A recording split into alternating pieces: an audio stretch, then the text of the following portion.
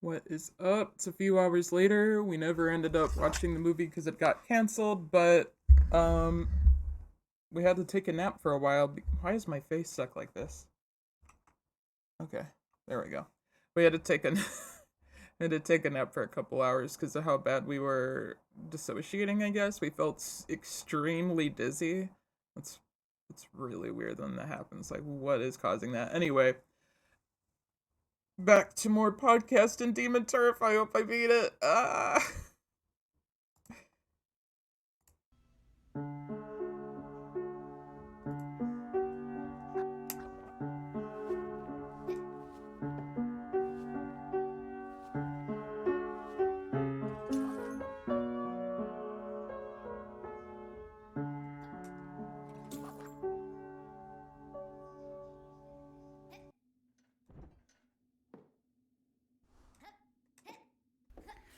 Man, guys, there's so much snow here, and I gotta go on a walk. I gotta go and walk because I need to be outside and it feel good, and it feel better if I go on a walk.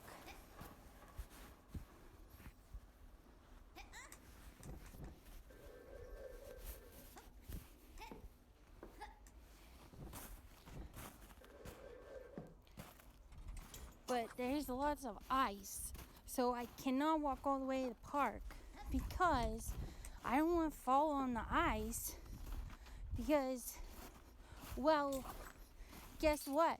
We are feeling good. Well, a little bit not today, but we can start racing again because do you know Emma T? She remember with the Emmas. She remember that we used to do a lot of racing.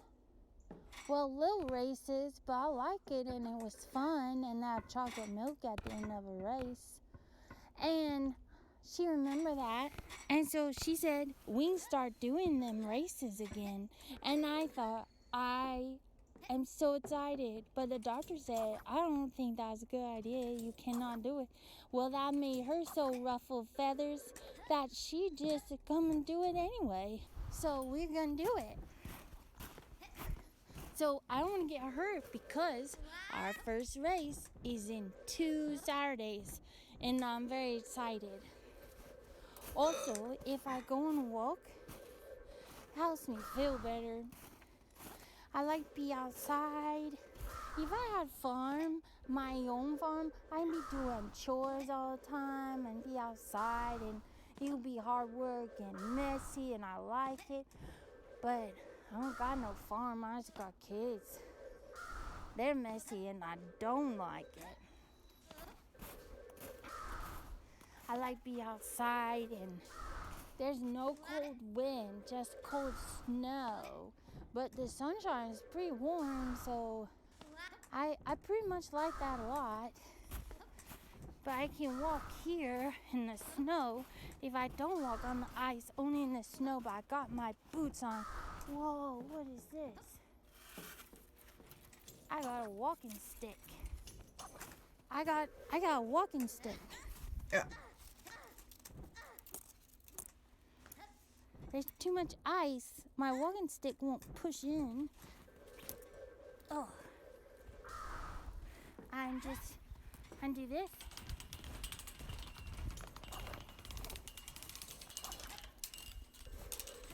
Oh, whoops. What?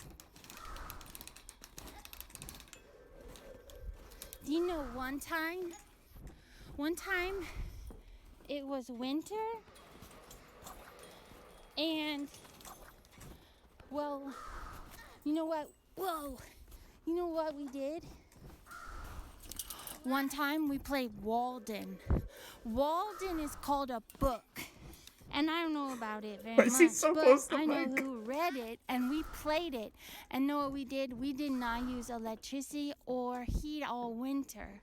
What I got to do was I got to go and chop trees every day. And then I have an axe and a saw for making my firewood. So I had to cut down some branches I never cut down a whole tree and all by myself, a big one. And you don't cut down a baby tree, that's just rude. Like you don't get a baby deer. What happened?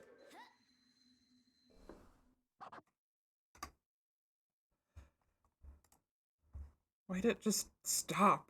I hate it when that happens.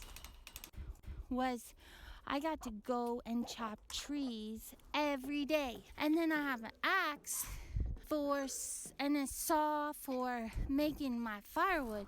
So I had to cut down some branches. I never cut down a whole tree and all by myself, a big one. And you don't cut down a baby tree, that's just rude. Like you don't get a baby deer. What? What? It cut off in the same place. I wonder if I refresh the page.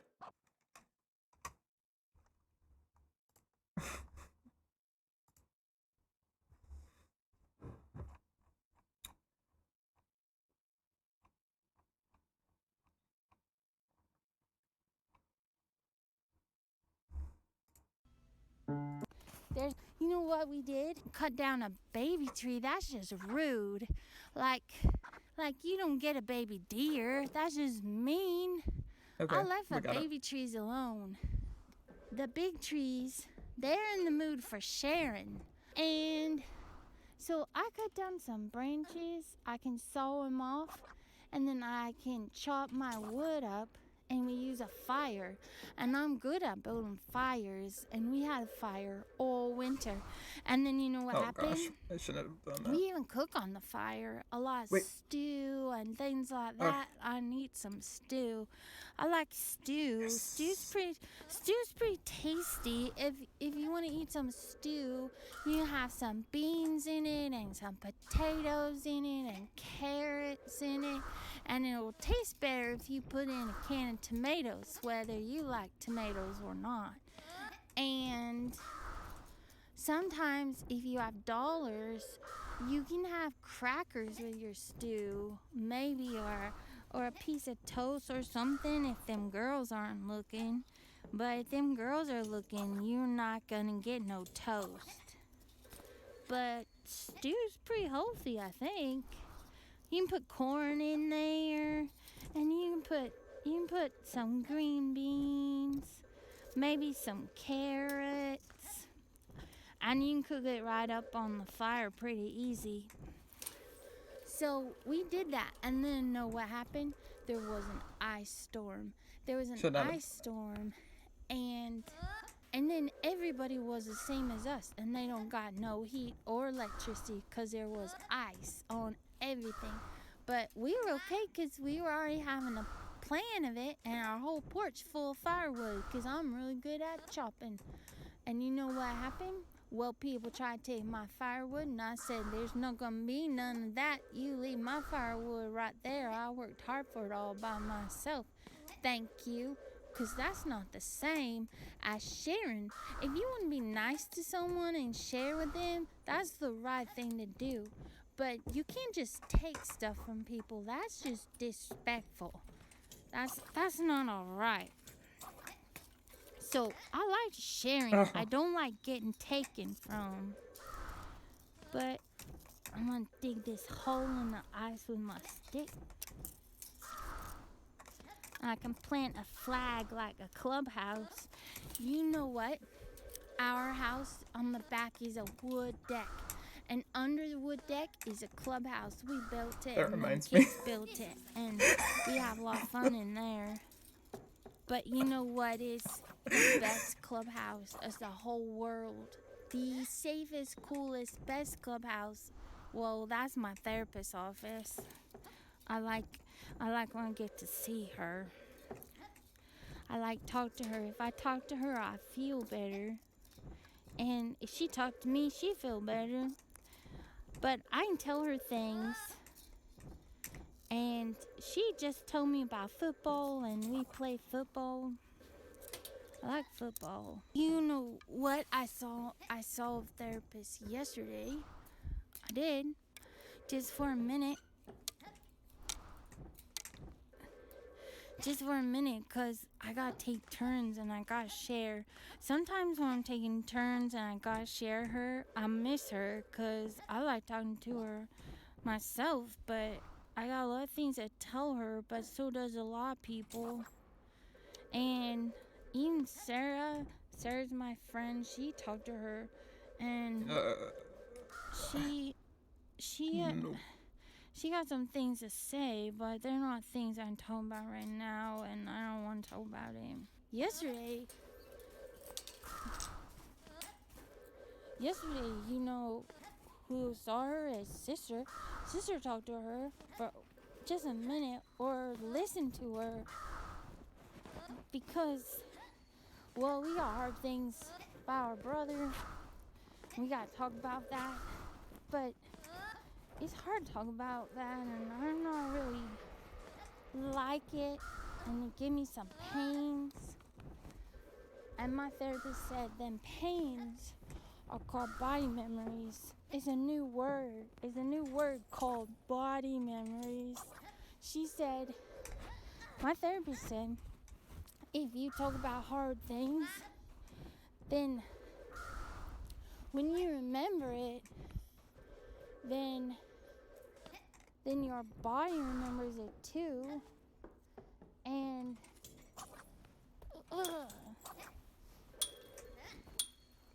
I hate that little gap that I can even see.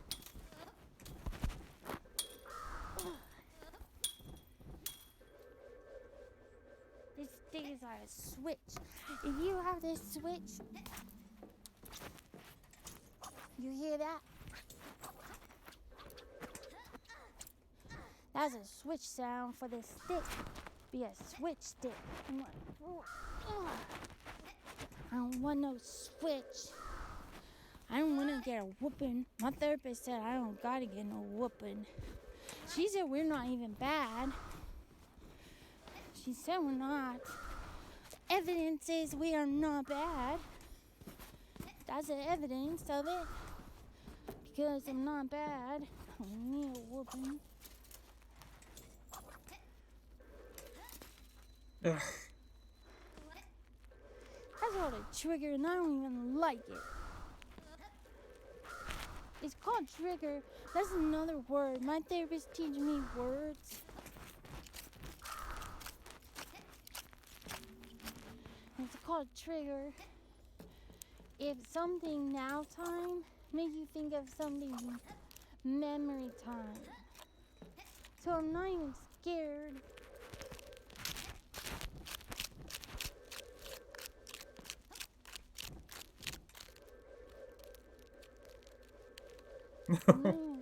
Why'd I do that? Now time is safe. Now time is safe. This is my office and you are safe. Now time is safe. Memory time. Memory time is over. It's not even right now. It's in the past. It's over. It already happened. Now time is different. Therapy has two parts. It's got like two parts, a part 1 and a part 2. And a part 1 is called Now Time is Safe. And now time is safe means everything's okay.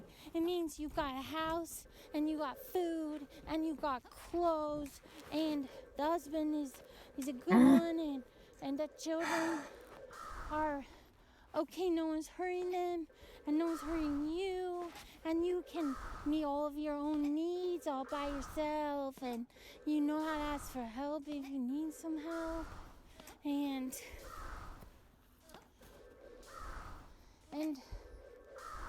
all of these things are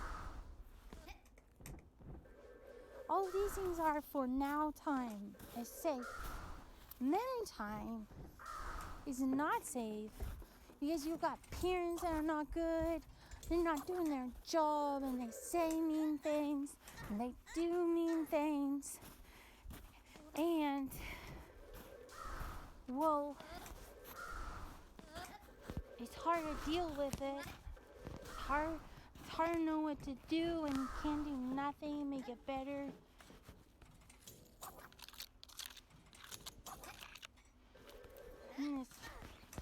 You're gonna get hurt.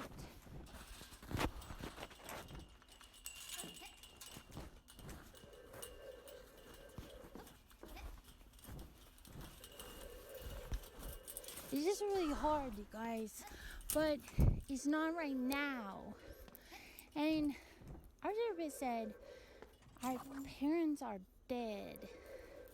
So if you hear or see the parents, then you know it's memory time.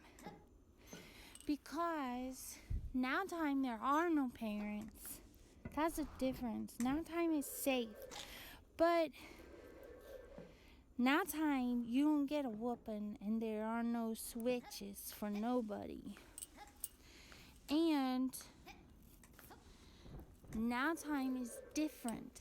That's part 2 of therapy. Part 2 of therapy is now time is different. Part 1 is now time is safe. And you can write on your hand if you forget. Okay, John, I will. Part 2 is now time is different. And if you're not sure if it's different, you just look at your watch and it lights up. And you remember that now time is safe all the time. And you have a therapist all the time. Your therapist isn't mad at you or leaving you or... Man, it's hard to tell the difference. Now time is safe, that's the difference. So part 1 is now time is safe. Part 2 is now time is different. Now time, if you have a hard day, you can go for a walk in the snow. But you gotta wear boots so your feet don't get cold. Because now time is safe and you have your needs and I need some boots, so I have some boots. I don't got a coat yet, but we're almost gonna get a coat. Maybe. I did have a coat, but fuck. we gave I didn't it to see somebody, the and now I don't have a coat. roof being red. But I got boots. Or I didn't, and like, if you have boots, expect that. then you can just go on a walk. But the hard thing about having boots is, well, it's good for walking in the snow, but the bad thing for walking in the snow in your boots is if your socks come off in your boots. And then people in the neighborhood, if they're looking out their windows at you or driving by the park or something, and they see you, they'll just say, man, there goes that kid with the naked feet in his boots. It's kind of embarrassing if your socks come off in your boots, but whoa, look what I found, a soccer ball. Hey. Yes.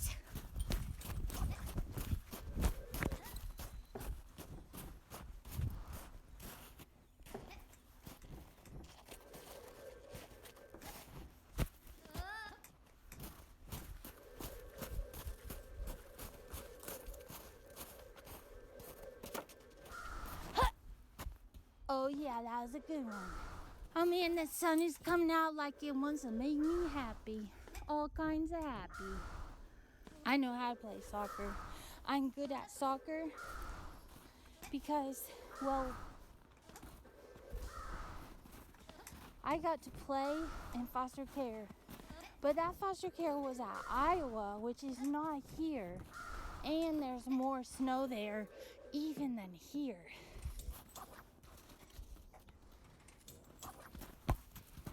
Oh, that got caught in the snow.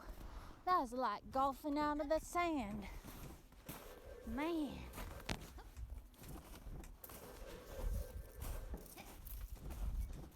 I'm gonna use this stick and hit that golf ball like it's a soccer ball I'm golfing.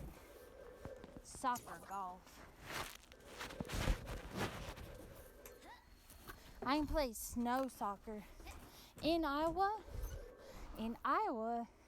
you try to play soccer, but it doesn't work because you spend more time getting that ball out of the cornfield than you do playing on that ball. So it's like corn soccer. I don't like to play corn soccer, but I like to play snow soccer. I can do it.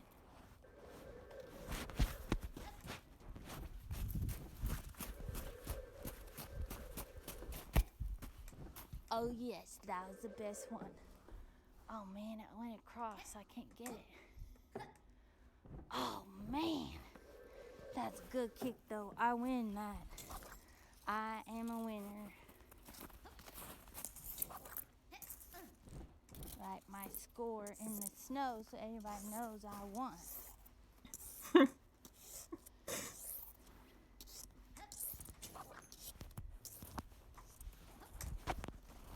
Today, we were supposed to go to see a therapist, a new therapist, but it's for palliative care. No.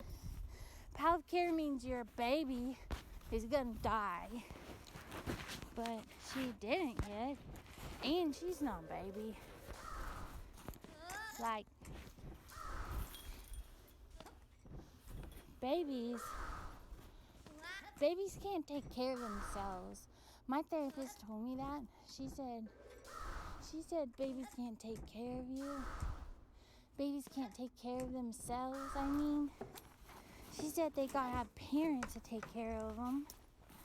And parents can't be mad for babies can't take care of themselves. She told us that yesterday. I'm not even kidding.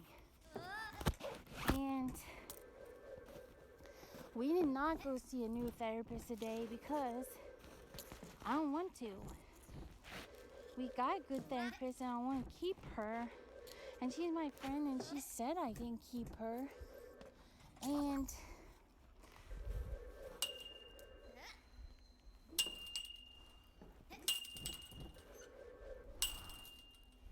oh man, that is a nurse.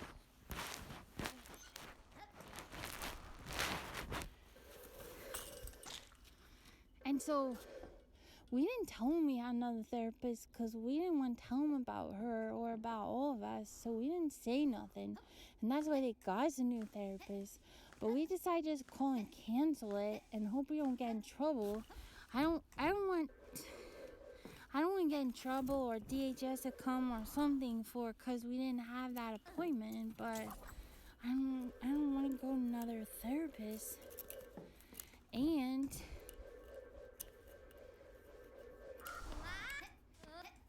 I don't want another therapist. I got a therapist I like. Let me put this right here. So we gotta figure that out. But I'm not figuring it out today.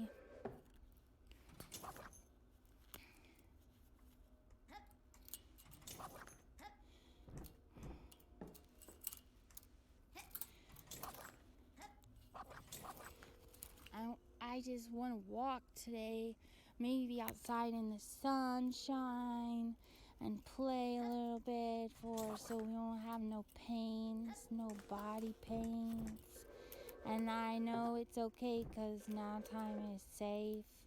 And just remember, now time is safe. And I'll see my therapist really soon again. Me, sister, can talk to her, or Sarah can talk to her, or something. We got a lot of things to talk about. And the therapist is waking up that girl. She's waking up the girl, and I don't know if the therapist stay with her, then that's okay, because I like the therapist, but I don't know about if she just waking up and I don't know what happens. Does she know about all this? If we gotta talk about some things. I gotta tell the therapist, I gotta tell her, I gotta say,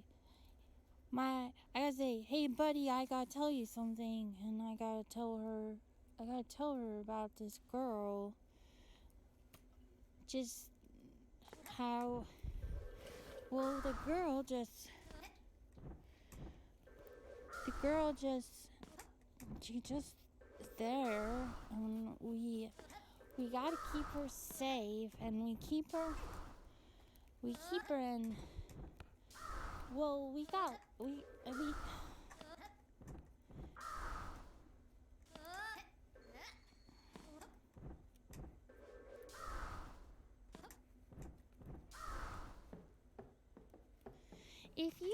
if you have somebody like a little girl or something, you can't just lock them away.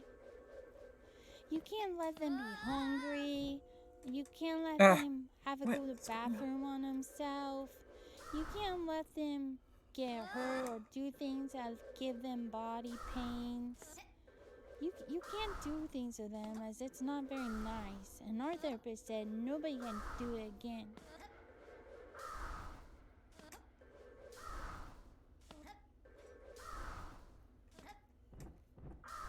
Nobody can do it.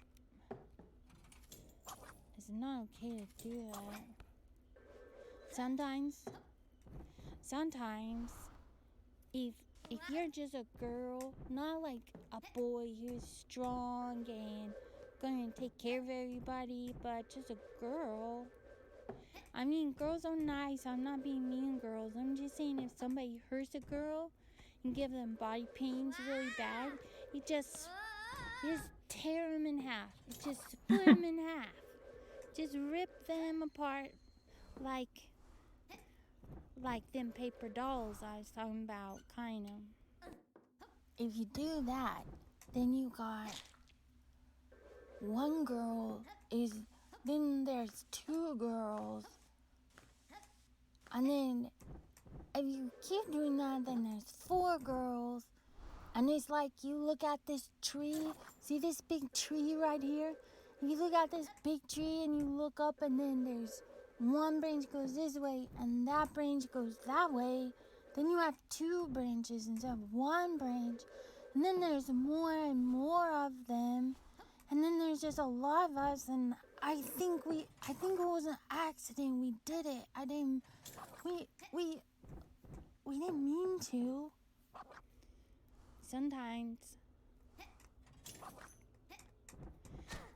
we get new people like that, but we got a new person, and the therapist didn't even get mad at us. Everybody is safe, and everybody is welcome.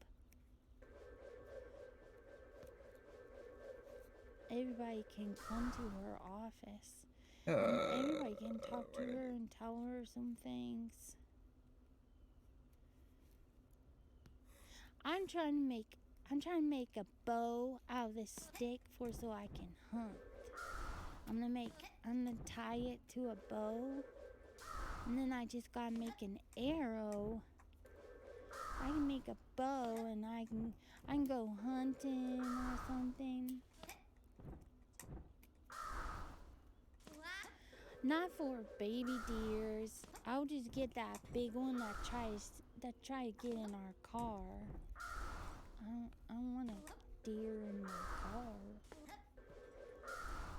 I think I got it tied. I can think better and I can talk better if I can do something with my hands.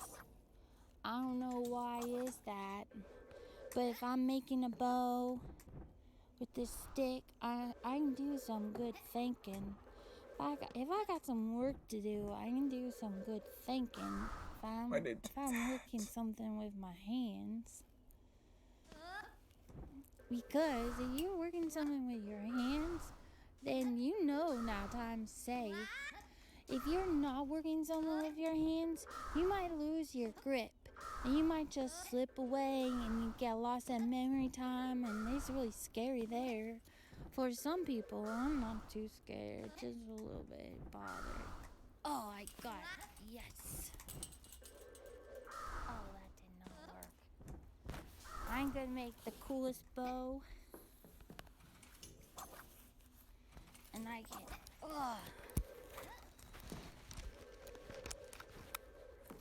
almost got it. I cannot find no rocks to make an arrow if everything is, if everything's buried in the snow. But this is a pretty good bow I got here. Let's go see if we can find an arrow stick before I can find a rock later. Oh man, that is a safety hazard. There's a big old branch about to fall on my head. I got it.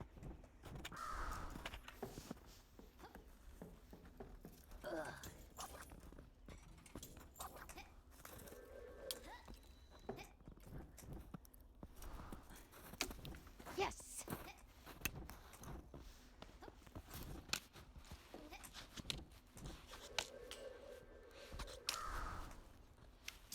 Almost got it. No. Wait. Ah. I'm gonna get it.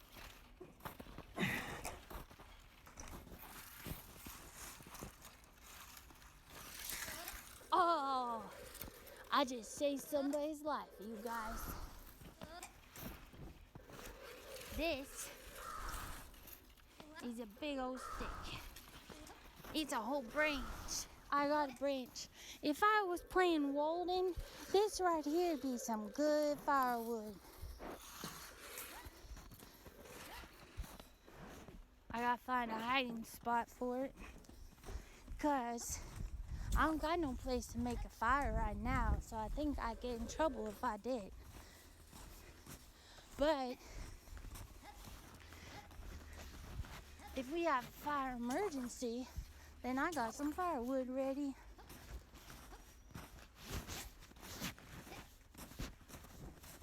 Hi!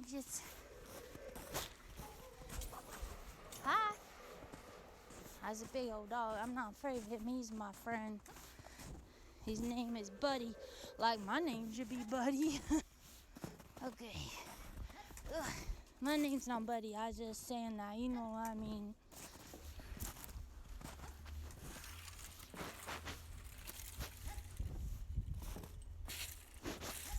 I'm hiding it. If I hide it back here, no one will steal my firewood. And if I need emergency firewood, I know where it is.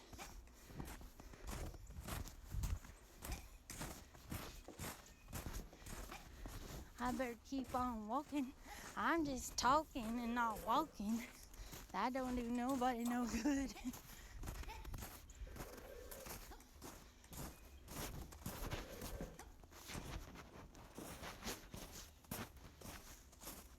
Can I grab... What? Ah.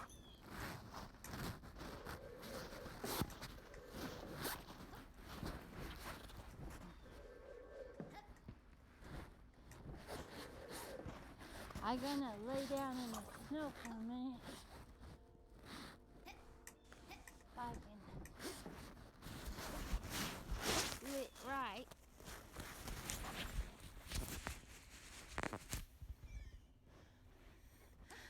Because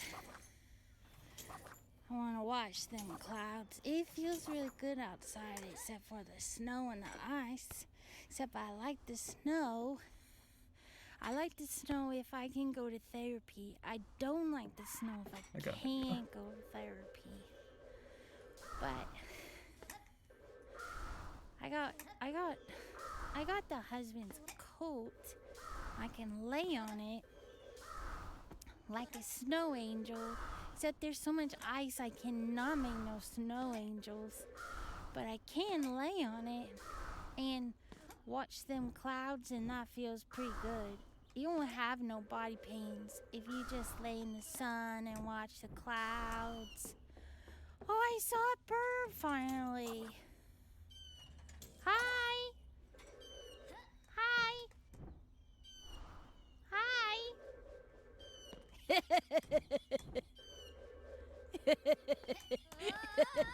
He's just talking to me. Hi.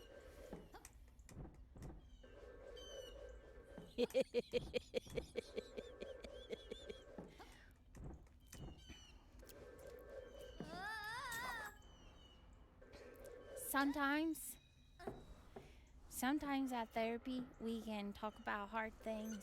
Sometimes at therapy, we can play football and just rest for a minute. Sometimes I can just be glad to see her and it's okay for sharing or taking turns.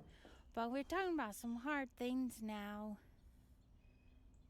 Because if you have a buddy and if you know now time is safe and if you know now time is different,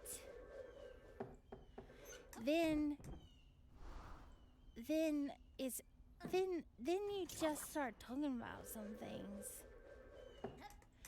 Maybe that's part 3. Maybe therapy has 3 parts. Part 1 is now time is safe. Part 2 is now time is different. And then part 3 is talking time is safe. Because in memory time, it's not okay to talk about things. And now time, it is okay to talk about things. You know what I need to talk about? I can tell you what I need to talk about. I need to talk about Cassie. Cassie did some things that I got mad at her about for a long time. Because she did not help keep us safe. But when she told a therapist yesterday, therapist said she was, I don't know how to say it. Hey, what were them words? Like she was normal because it's developmental appropriate. Remember she said, that therapist said about babies, that babies can't take care of themselves, but you can't get mad at baby for can't take care of itself. Parents gotta help take care of a baby, like take care of outside kids. But then, so she said that Cassie don't know better, and I believe the therapist, and I know Cassie don't know better, but I also know that they got hurt because of her and all them Taylor stuff. And Cassie just kept going back, and we kept getting away, and she just kept going back. And it caused us all kinds of problems and hurts. Why is it so hard to get and back it up? was scary, and lots of things happened for her because she kept going back. And so we've been mad at her for her and the Taylors, but I can be mad if I want. As my therapist said, I can have my feelings. I can have feelings. And that's my feelings. I was a little flustered feather with her. I flustered my feathers. She flustered my feathers. She feathered my fluster. She just, that was messed Ruffled up. by what she feathers, I did. think he's trying to say. And, well, except I know she's learned about it. And if she's talking about it, I know that's a big deal. And I'd say, I'm proud of you and you can have a badge, even though I was mad at you. Except I get badge for giving her a badge. But I'm not trying to throw a baby fit. I'm just saying what happened is not okay. Because that was not the parents do it to us. That was her do it to us. So that made me extra mad.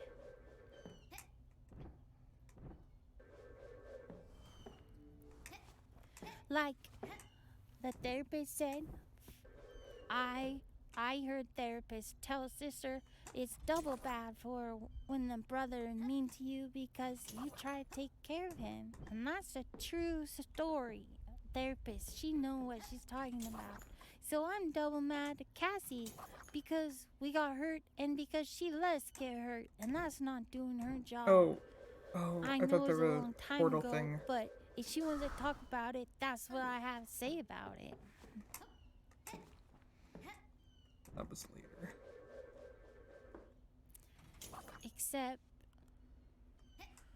Except, well, she wrote in the notebook. And you know what she said? She said she was sorry. And I think she means it. And I told her that that's okay. She can be sorry, but she needs to talk to a therapist about it. Yes. Because I don't want to happen no more. Except now it can't happen because everybody's dead. Not me. I'm not dead. I'm going on a run a race. I'm gonna run a race.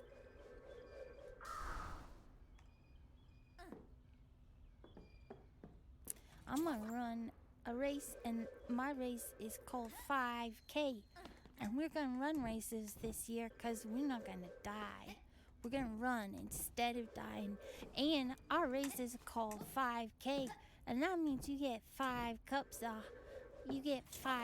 of chocolate milk. I think is what it means.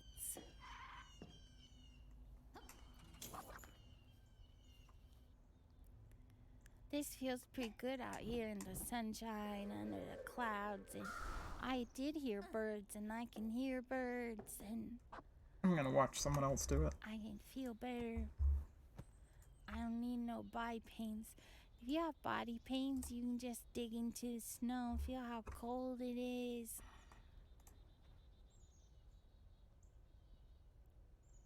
I just got 4 days to see my therapist. Somebody can have a turn, maybe.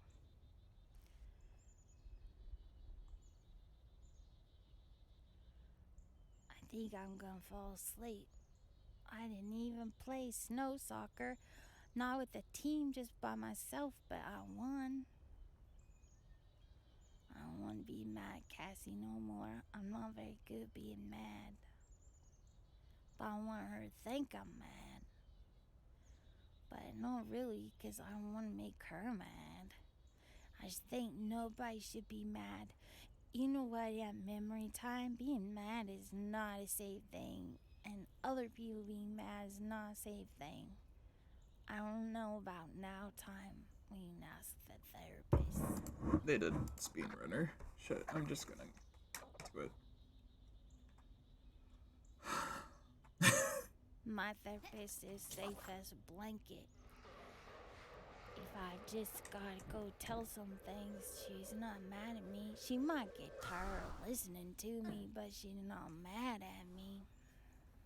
That's why you gotta take turns and share, because just if one person just talking, you get tired of listening to them.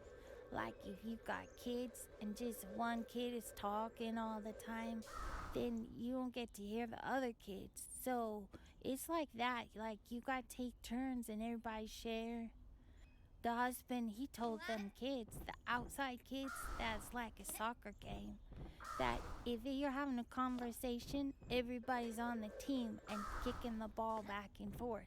But if just only one person take over and talk, then they are like stealing the ball while everyone else is waiting to play. So when you're in therapy, you gotta take turns, and everybody inside gets to talk to the therapist. You can't just steal the ball. You can't just go off and play by yourself. You gotta take turns and share so everybody can play. Whoa, there's an airplane. Oh man, I forgot to tell the therapist we almost went to Africa. I forgot to tell her.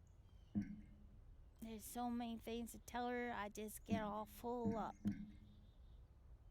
I wish I was on that airplane. I sure do like being on an airplane. Them girls do not like being on an airplane, but I like being on an airplane. I'm glad we're not going to see that lady today. That was getting them all kinds of worked up, and we don't need to be worked up. Things on the list to do today. Do not get a whooping. Do not get a switch. Do not get worked up. Do not get body pains. If I know what the therapist is talking about, body pains, I think that's little Katie. She take all the body pains. I gotta tell the therapist about that. Like if we can feel it, that's why Katie gotta draw them out or paint. Except sometimes we like to paint too, but we're not as good as Katie is. I'm not very good. I like Play-Doh. I like clay. I also like salsa. But if it's cold, it's kind of a cold day for salsa. Man, I like these clouds. I wish you all could see. It's just beautiful as anything ever was. I like being outside. I feel better when I'm outside. Except my bottom is starting to get cold. Laying in the snow might not be the smartest thing I ever did. Whoa, what is that? I think I hear a train. Man, these new ears are working. I can hear birds and I can hear trains. I gotta tell you one more thing that I didn't tell nobody. Today is her birthday. We don't really like our birthday. And everybody's dead, so nobody even thinks about it being our birthday. And I don't get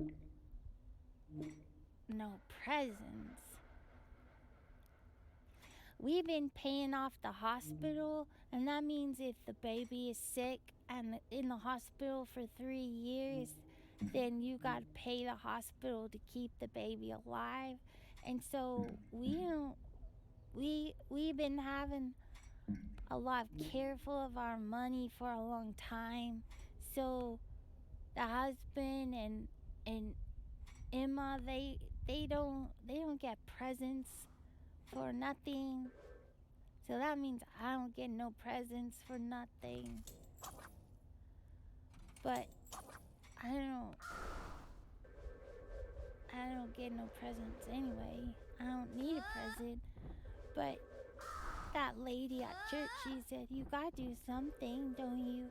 Didn't you have birthdays when you were a kid, like balloons, or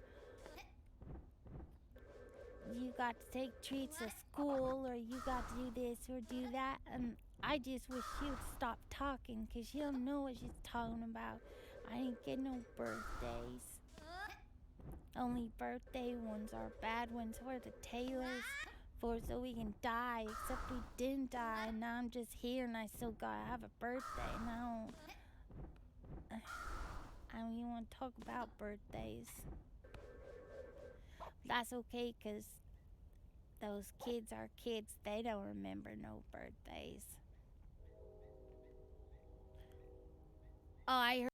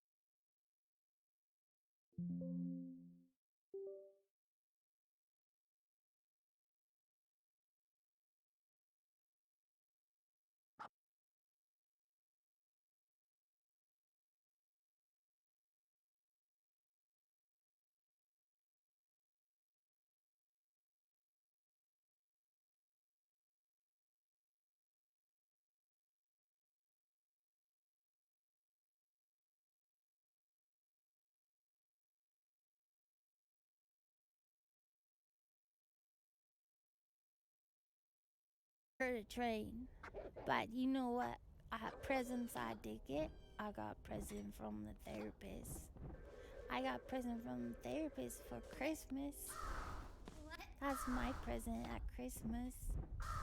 And for my birthday, I got a present too. Because that's what I was going to tell you. Guess what I got for the birthdays? We got more notebooks. So we can do some writing. Because Cassie need to apologize to me, that's why. So she apologized to me, but I got new notebooks, and that's my birthday present, and it was the best present I ever had. Because if someone gives you a birthday present for notebooks, you know what that means?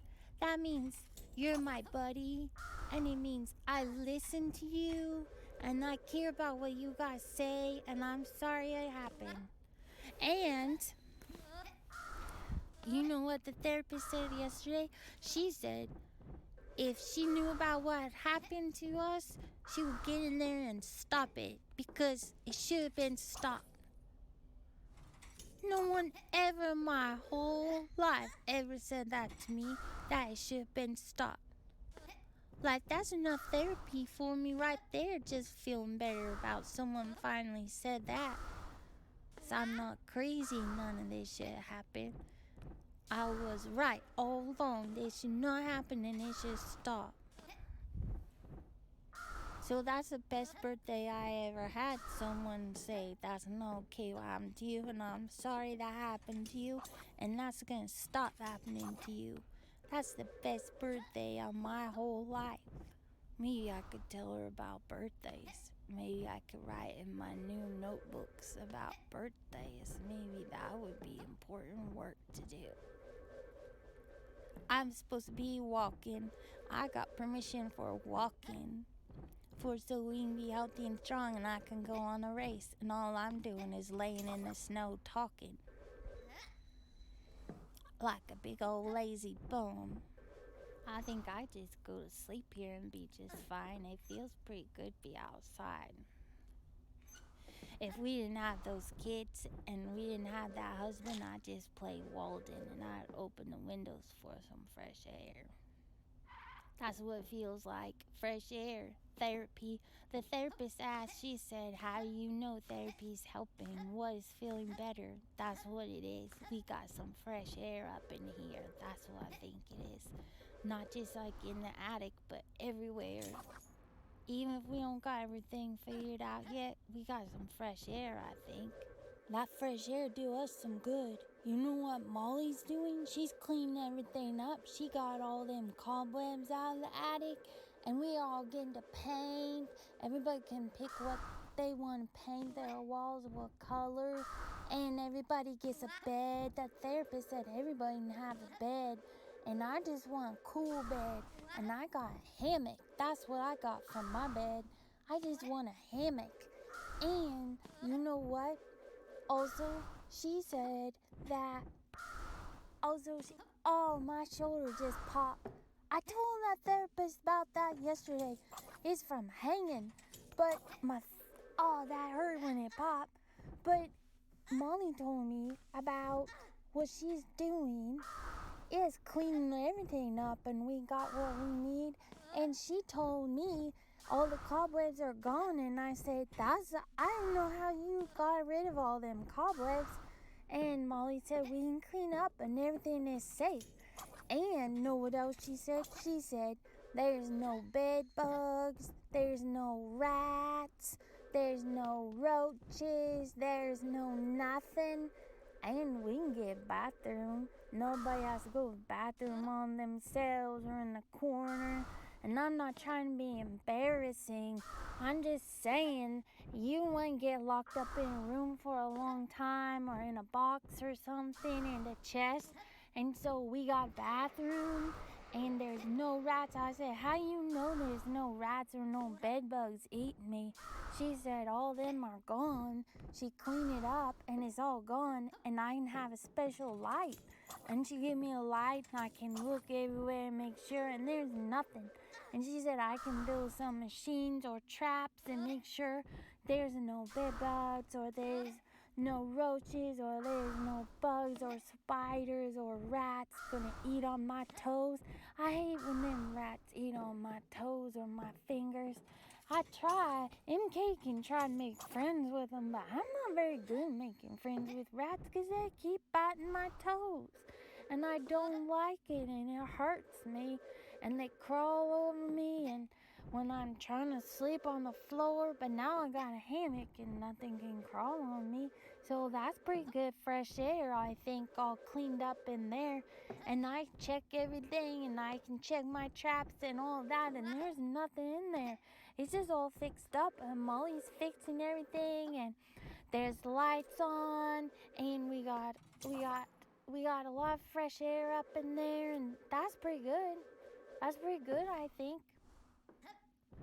And I got a lot of things to talk about. I gotta make it till Monday for see my therapist because I'm just laying here in the snow. And I think if you're gonna run some races, here's what you need to know. You cannot win even any chocolate milk if you just stop in your race and lay down, take a nap part way. I don't think that's how you win a race if you take a nap in the middle of it. If I say, oh, I'm tired, I'm just gonna sit down and take a nap, I'm not gonna win my race. And I don't want to be first in my race because I don't want no one to take my picture. We do not like our picture taken because of the studio downstairs. But I don't want to talk about that. I just don't want my picture at the race. So even if I'm the fastest one in the world, we don't want to be first as we don't want our picture taken. So we have to only pick the races where they will not take your picture. Sometimes they try to take your picture, but if you are not first, you still get chocolate milk. So I want some chocolate milk. But if you lay down in the race and take a nap while you're racing, I don't think they give you chocolate milk. So I didn't do very good today as I just lay here and look at the clouds, which is not the same thing as racing. I can't even bang through the snow. There's so much ice in it. It better not snow again because I really gotta see the therapist. It's hard waiting. But also, waiting for therapy between times you get to see her is kind of a good thing because you don't want to just see her so much all the time that you throw up on her or nothing. That'd just be unpleasant for everybody. We spent weeks and weeks and weeks worrying about whether we could see her or not while we were seeing her and talking about that instead of talking about stuff. So I think all this fresh air up in here, everybody needs to just settle down and just start talking instead of talking about talking. I think everything's okay and everything is all safe and now time is safe and we like her and she's helping us, so she doing a good job and she can have a badge and we can have a badge and everybody can just get back to work. E-I-E-I-O. All this stuff happened at Christmas really messed us up, I think, but it's over and now it's not Christmas, which means all the stuff that happened at Christmas is memory time. It's memory time, it's not now time. Oh man, I'm stinking smart. I'm gonna tell everybody. I'm gonna put that in paper. Everybody can just know everything that happened at Christmas, all of that stuff, and all those hard days and the snow days and not get to see her. Oh, that's memory time. That's not now time.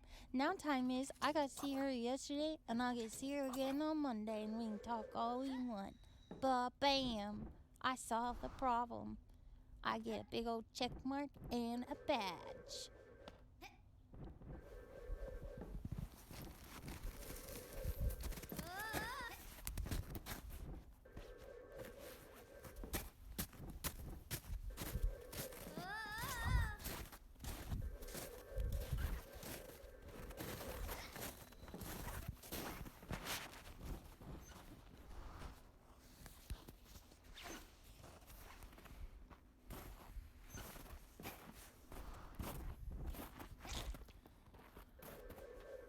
I gotta tell the therapist.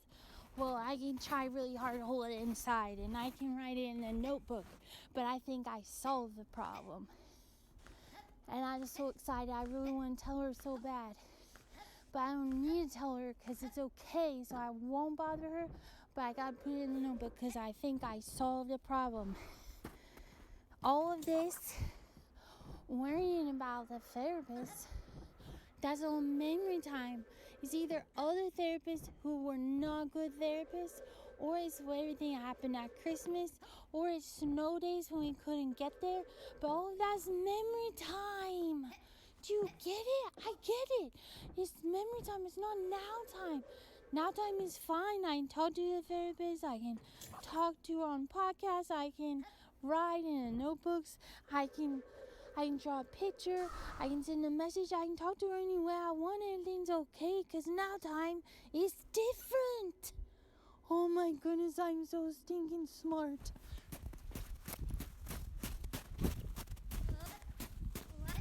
I gotta get to a notebook.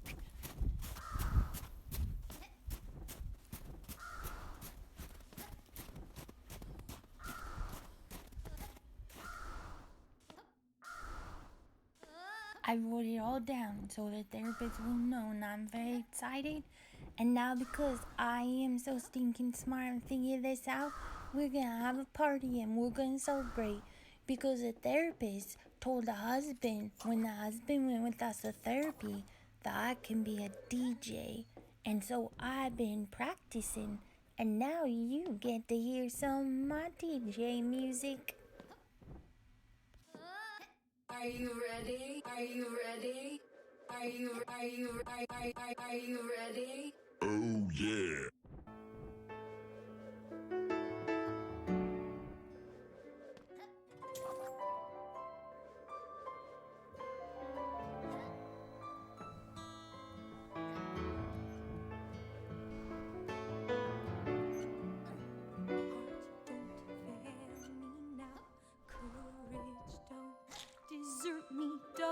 Heart, don't fail me now. Heart, don't fail me now. Heart, don't fail.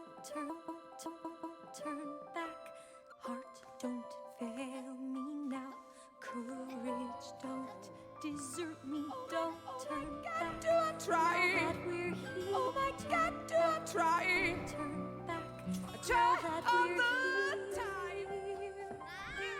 People Institution. always say life is full of choices. Oh my God, do I? Oh my God, do I try? I try all the time.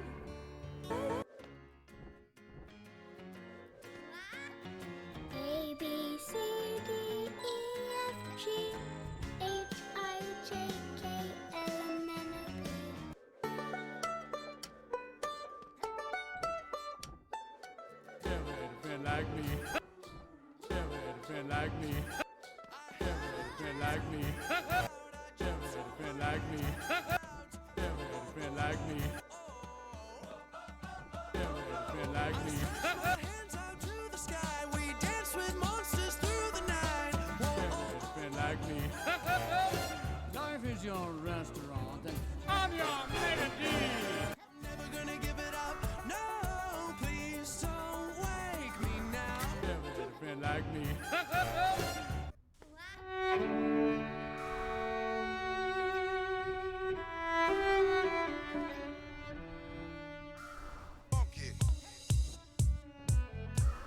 Funky. funky.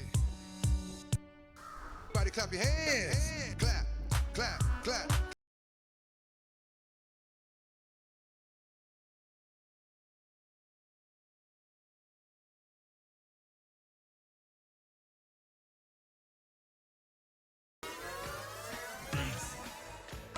She's looking so fine.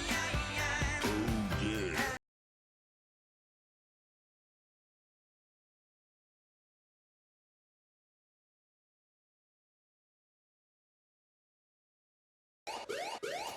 Oh yeah.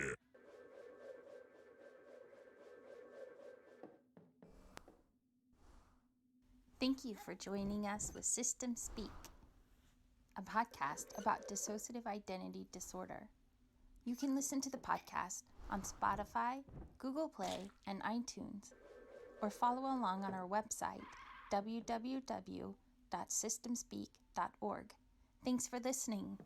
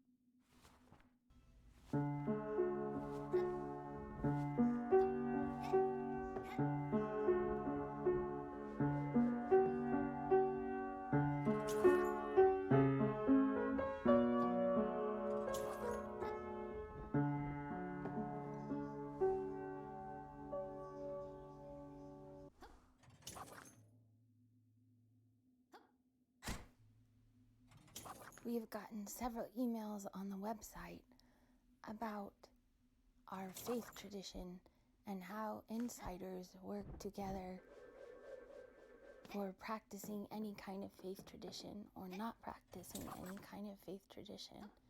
So I wanted to talk about that today. This is not a preaching kind of podcast. There's nothing in it about trying to convert anyone. It's just an explanation. It's just an expression of what our faith tradition means to us and how we came to work together on that. So if it's not something you want to listen to, definitely skip this episode. But you're welcome to listen just for our perspective and what that has meant to us and what's been good about it and what's been hard about it. Just like anything else with DID, it's sometimes hard to put the pieces together. I went through 4 years of postdoctorate residency for chaplaincy training and had to do a lot of this work, at least enough to tell my story, and I had a lot of help from my supervisors trying to put these pieces together, and we talked a lot about why that might be difficult and some different pieces to it. But I know that's something we'll talk about in therapy as we continue, and I will understand more then as well. But because of having done that work so far, there is a general outline, or at least a narrative, I'm able to put together and can tell you a little bit about our history. I have, for whatever reason, I don't know exactly how DID works. I'm still learning, but for whatever reason, it's easier for me to access some of the more recent history than some of the history from when we were little. But there are some things that I know about from when we were little. I know that we were a military family and that we traveled a lot. Both of my parents have family in the area near where we live now, so we often came back to this area, but we also lived in different countries and different states and traveled and moved quite a bit fairly often. I know that my mother did not attend church and would not attend church. Her family, when she was growing up, did not attend church. I know this only from conversations with her before she died and things that we found in her house when she died. So one of the things that I found out about later after she died, that I talked to my aunt, her sister, who's still alive, but we rarely, almost never have contact with, but she came to our wedding. Well, to the reception after the wedding. And one of the things that I learned is that while they did not attend church, they did attend Rainbow Girls because their father was a Mason and had attended the Masonic Lodge. And so rather than going to youth group at a church, they went to Rainbow Girls at the Masonic Lodge. My father's family did attend church, and I know this from talking to another aunt who was my father's sister, also someone that I do not have contact with very often, and she did not attend our wedding, so I've not gotten to discuss it further, other than a few conversations when our grandfather was dying a couple years ago. What I learned then was that they always attended rural churches, small churches, where my grandfather on my father's side was a music minister. And so my father did the same thing as what he experienced growing up, which was to attend small rural churches where he was the music minister. That's actually the only job that he ever kept that I'm aware of.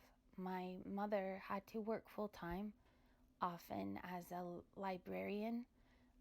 She worked for the VA. Our military experience was a little different because we often traveled for her work, and she used her job to transfer from VA to VA. And that is how we were able to move around so much growing up, which is a different story and was sometimes good and sometimes not good. But my father did not have a day job other than he was a music minister in small rural churches in the country. Usually, we almost always lived out in the country. He was also in the Air Force, but he was not an active serviceman, and he was also in the Air Force, but by the time that we were born, he was not in active duty. And so he did travel to some sort of training and several weekends a month. I know this from my aunt. And also, there have been some things I found that we have written about in the past from experiences on the base. We lived on base several different times, and when we lived on the base, there was a generic service of church on the base that was just Christian oriented in general, and which the father then led music for that service as well. When we did not live on base, our father was music minister in small country churches that were usually Southern Baptist churches, and specifically in the area where their family lived, where we often returned to live as well. He could continue ministering at the same small church in the country, even though we lived in different places.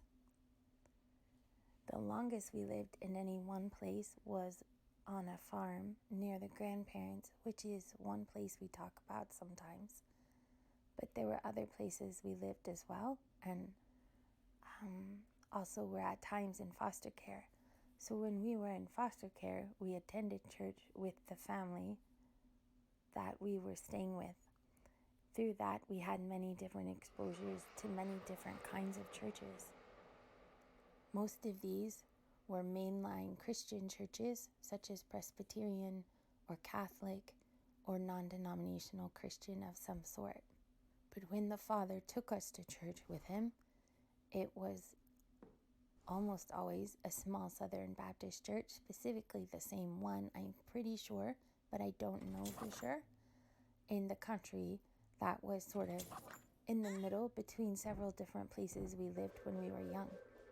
Besides this, there was also a campground where different churches go to during the summer, and the campground was just down the street and around the corner off the main road where our farm was.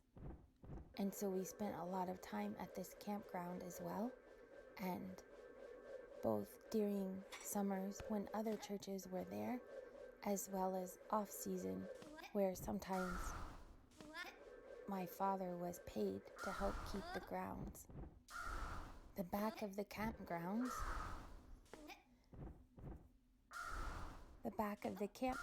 backed up into the woods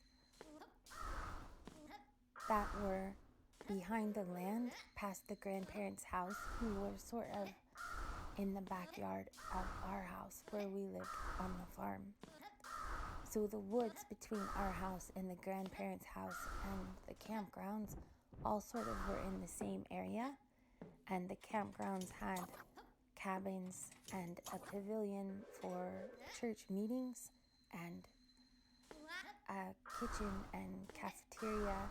Not a cafeteria like a nice one, but church camp in the summer kind of cafeteria where the big room with the kitchen in the back and the different cabins where the youth groups would stay. So we spent a lot of time on that land and a lot of time in the woods and a lot of time on the farm. So for us growing up, we very much enjoyed being outside and really feel that being outside and in nature was as much of our worship experience, if you want to call it that, as anything attending church. There were also things that were not good that happened because of the people we lived with or were with or our father and his friends. So I don't at all mean to say it was all positive. And again, I know some of this is very triggering. So please be careful as you listen, and I'm trying to be careful what I share. It's time for a But because of the grandfather and our father and the man who owned the campground and our father's brother and the sheriff who worked with the grandfather who was a bail bondsman and sometimes a deputy, there were these 5 men that were very much sort of centered in controlling our life and what happened through our church experiences. I don't want to talk about that more right now, but I know that those were the 5 men that were involved. And I know that sometimes when things went wrong or abuse happened, that sometimes there was problems with it being reported because of their involvement in law enforcement in that area. Also, I want to be really clear that we ourselves have a differentiation between what people did in the name of religion or in the organization of religion or in the context of church settings, that according to what we learned in the Colin Ross and the Warwick Middleton podcasts, those interviews taught us that is called organizational abuse when those things happen in those settings, because a church is an organization. So I want to be very clear that we differentiate between those experiences that were negative or traumatic or even abusive in some ways that I know I'm not even aware of, but have some information about a little bit, that we know, that I know and understand that was not God's fault, or that God wanted that to happen, or that my own spirituality is very separate and distinct from what they did in the name of religion or games that they played to practice other things. There's a separation for me between what people do and say and who I believe God to be or who I believe me to be.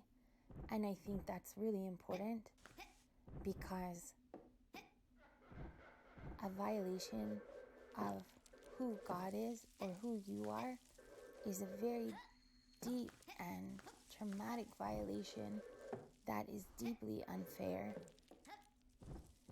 And the injustice and the pain and the trauma of that deserves to be on the ones who did that, not pinned on God or pinned on you.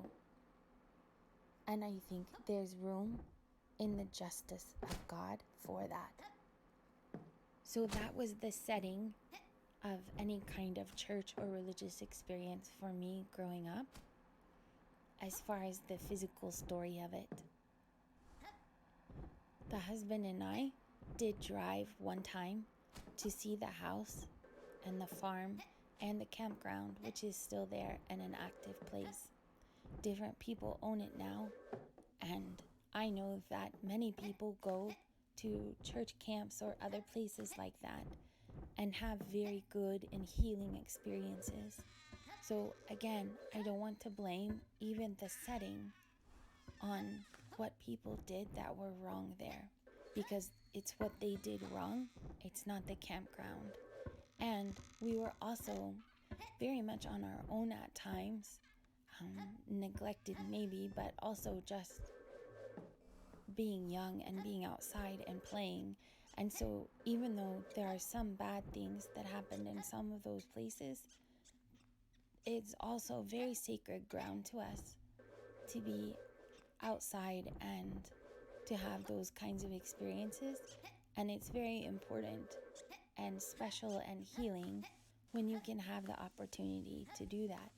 We've never had an opportunity to return to a place like that and get to experience it, but I don't want to take away from the experiences of others while also not minimizing what we ourselves and others have been through that were not good, because I know that those can be really special and powerful places that, when used well and with good and safe people, can offer many good and healing and restorative experiences that are important in the development of many people, not just in their faith, but socially and mentally and in the depths of themselves as well. So that was the setting of my early years and any exposure into church settings. as well as any experiences through foster care. But as I said, my mother did not attend church. She also kept my brother home. She did not like him to be around those 5 men or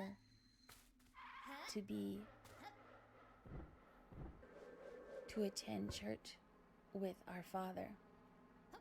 When we went to church with the father, we went alone with just us and him, not our brother and not our mother.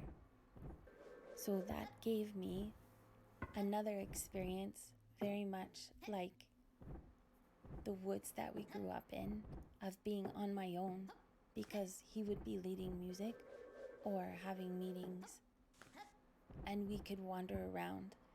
And again, even though there were some things that happened in those experiences that were not good, which I am learning about now and don't want to talk about today, but also at the same time, those moments in quiet, sacred places were very good for me and offered me some safety as we endured those things. This is an example of why it can be so very hard for other survivors who have been through organizational abuse or anything that tries to mimic that or use those same patterns for other things. Because in my faith understanding, we are very much as spiritual beings as we are physical beings. And so the violation of that and who you are, not just physically but also spiritually, is really a terrible thing. But it doesn't take away the fact that we are spiritual beings and cared for and known and loved. Through these experiences, we also had many encounters that I don't know if you would call dreams or hallucinations or the reality of it. I'm not sure, but different encounters that felt very angelic.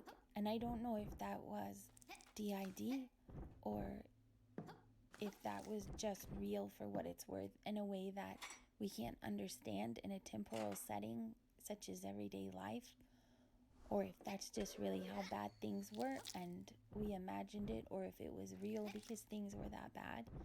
I don't know, but they were sacred moments, and there are more experiences about that we could share another time.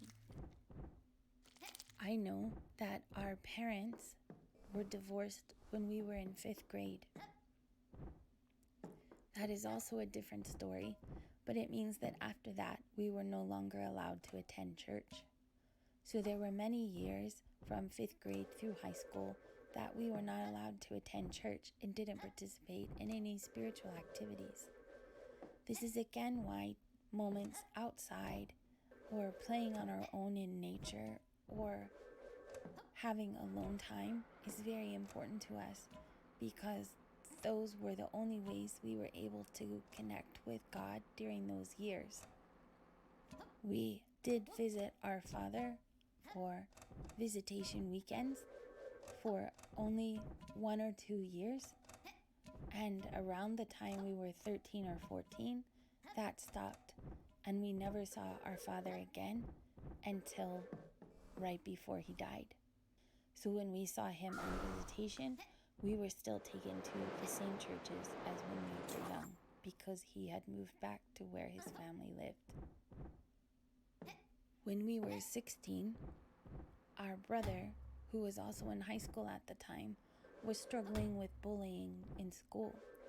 There were other issues going on and mental health problems, and when he was inpatient in a hospital for a while, they recommended a smaller private school rather than the large high school.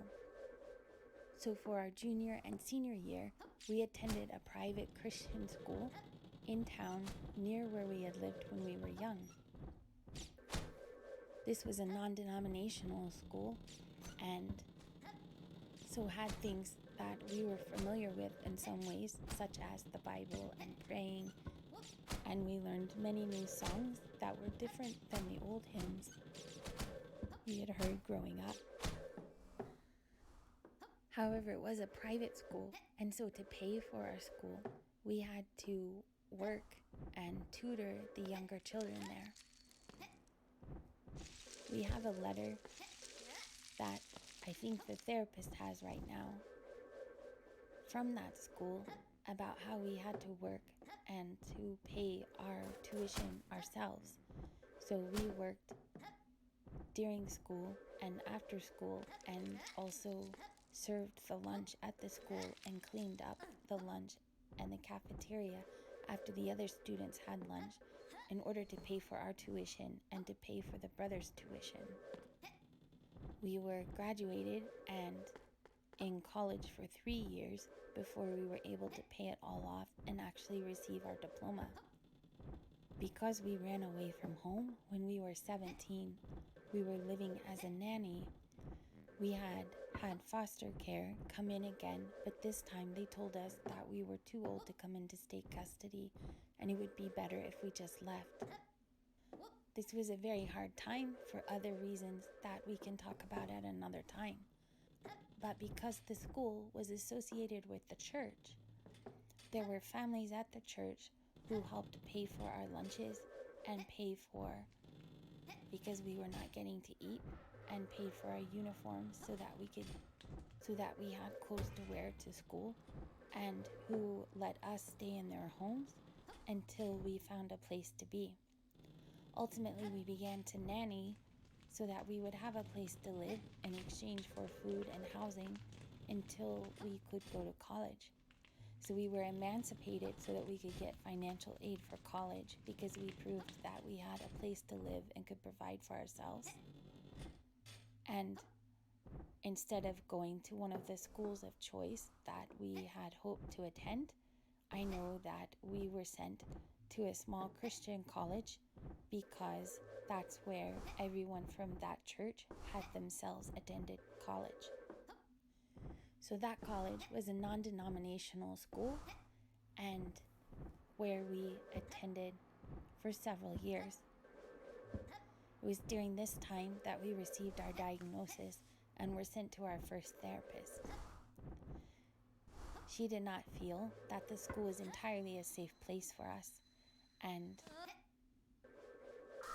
referred us to other therapists and moved us into her home to keep us safe from other things that were happening at the time and contact with our family and some of those 5 men that were not safe.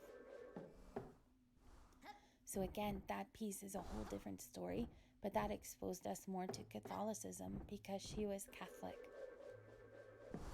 Something that I appreciated about the Catholic tradition was hearing the ancient stories about the many people who made such sacrifices to preserve the scriptures and to bring change to the world in good ways, that we would not have access to some of these teachings or scriptures if they had not done what they did. That's still one of my favorite things about the Catholic tradition. I know that in the news all the time now, it seems like there are things about organizational abuse with the Catholic Church, and so I know that's a sensitive topic. But what I'm sharing is that from my experience, that was something I appreciated because we very much enjoyed reading ancient writings and ancient stories, and so many of them were survivor stories in their own right, and so I very much appreciated that. Also, it's another example of a paradox because the Catholic Mass is very much a ritual of in its own right. It is a rite, an R-I-T-E kind of way, and so there was something about the experience of attending Mass with her that was both triggering and also familiar. And so again, there was that double layer of what was happening at the same time, where there were some things that were comforting and helpful and that we learned from that experience, but other things that were very triggering and very difficult for us. When we returned to school and went to graduate school at a different place, part of our studies there required to attend different services. Through this and through some of the travels where we lived in different places around the world, we were exposed to everything from Islam to Judaism and Hindi friends and holidays and different cultural experiences where we gained a respect for the different pieces of truth these different religions had and what is important to them and what is good to them. I do agree, as many of you have endured in your own stories, that any of these taken out of context or misapplied or with people making bad choices in the name of those religions are all dangerous and violating, and it's not good. But in the purest form, with good people who practice their faith well, these are really beautiful experiences and taught us many truths and many things about peace and hope and comfort and even love that we would not have learned otherwise. As an adult, we did not attend church on our own, but after a series of 2 or 3 relationships with alcoholics and realizing that there was a pattern and that we needed to fix that pattern, our spirituality was one of the things that we turned to. As we've shared in other podcasts, it was difficult to find someone to help us with the DID and to know how to find help with that or when we could ask for help with that. And so I think our return to religion was both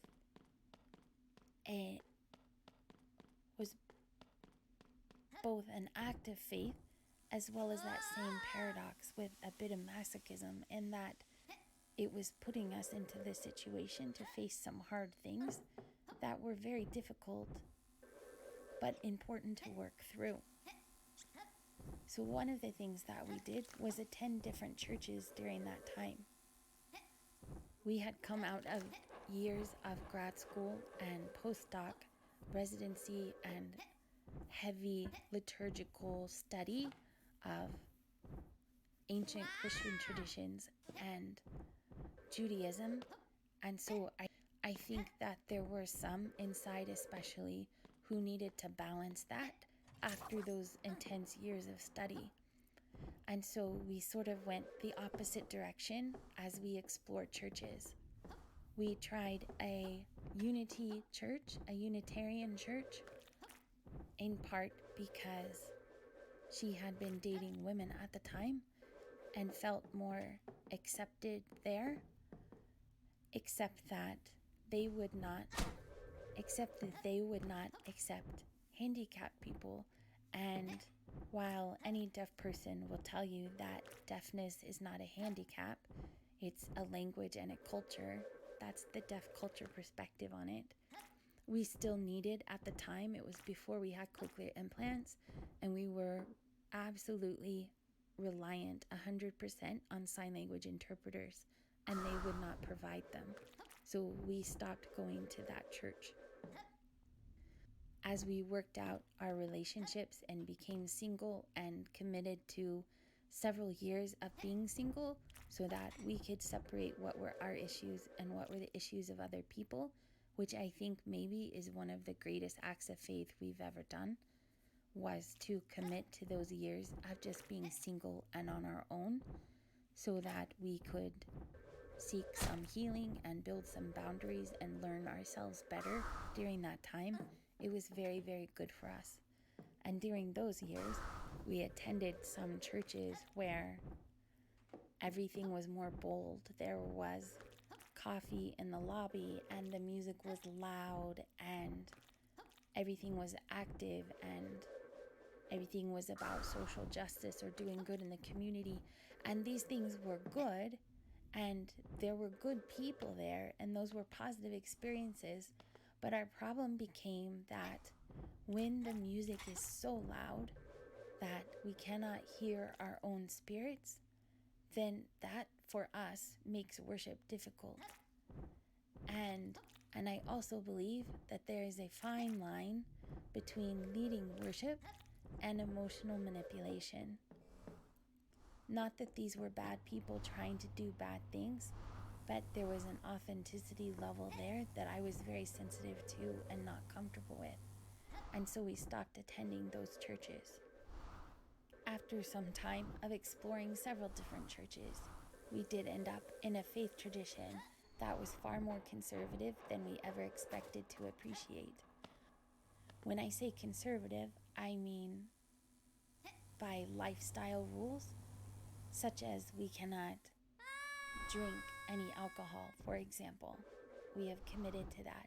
So while there are some rules, we don't see them as oppressive rules put upon us. We see them as covenants that we have made, where we are offering this, say, Cassie not drinking wine or alcohol, for example, is a sacrifice for her.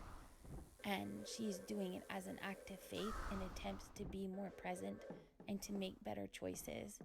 And so in response to that act of faith, there are blessings that God gives and strength and ways that He helps that we could not do on our own.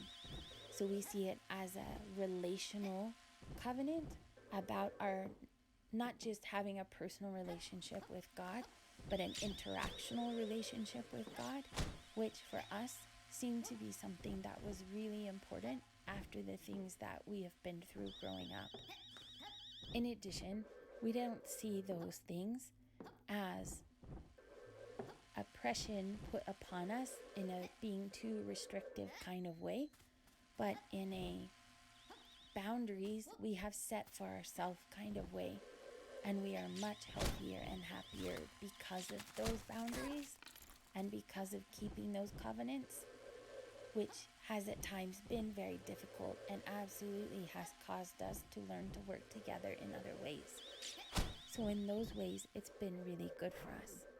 We also like our particular faith tradition now because it is very much about social justice and helping others in the world and our own communities and our own neighbors, and focused in service in that way, which is something we already thought was important to us.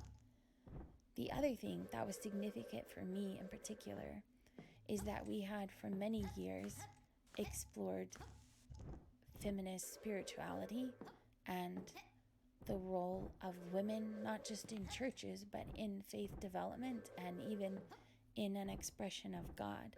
And if you read some feminist theology, you will even see the Holy Spirit referred to as female or as God as a she or things like that. And one thing about our church that we have landed in now is that they actively teach that. It sounds so bold to say so directly, and even though we understand like Judaism, like there is one God and those sort of ideas of like God the Father and God the Son and God the Spirit and how they work together in purpose, at the same time we believe that those are distinct beings. Like, for example, when Jesus was baptized and you heard Heavenly Father's voice, or when He died and you heard Heavenly Father's voice, like, those are separate things happening.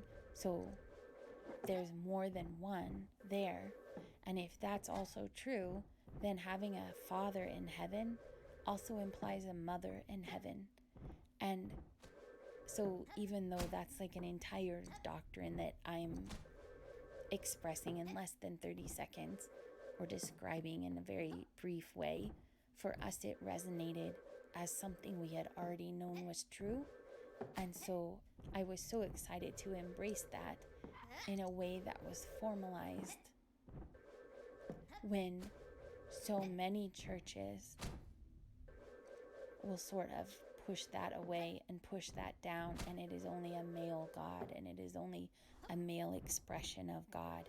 And so it was a way that we could keep healthy boundaries, be safe in our worship experience, not feel manipulated, and then also had this whole experience with the feminine God.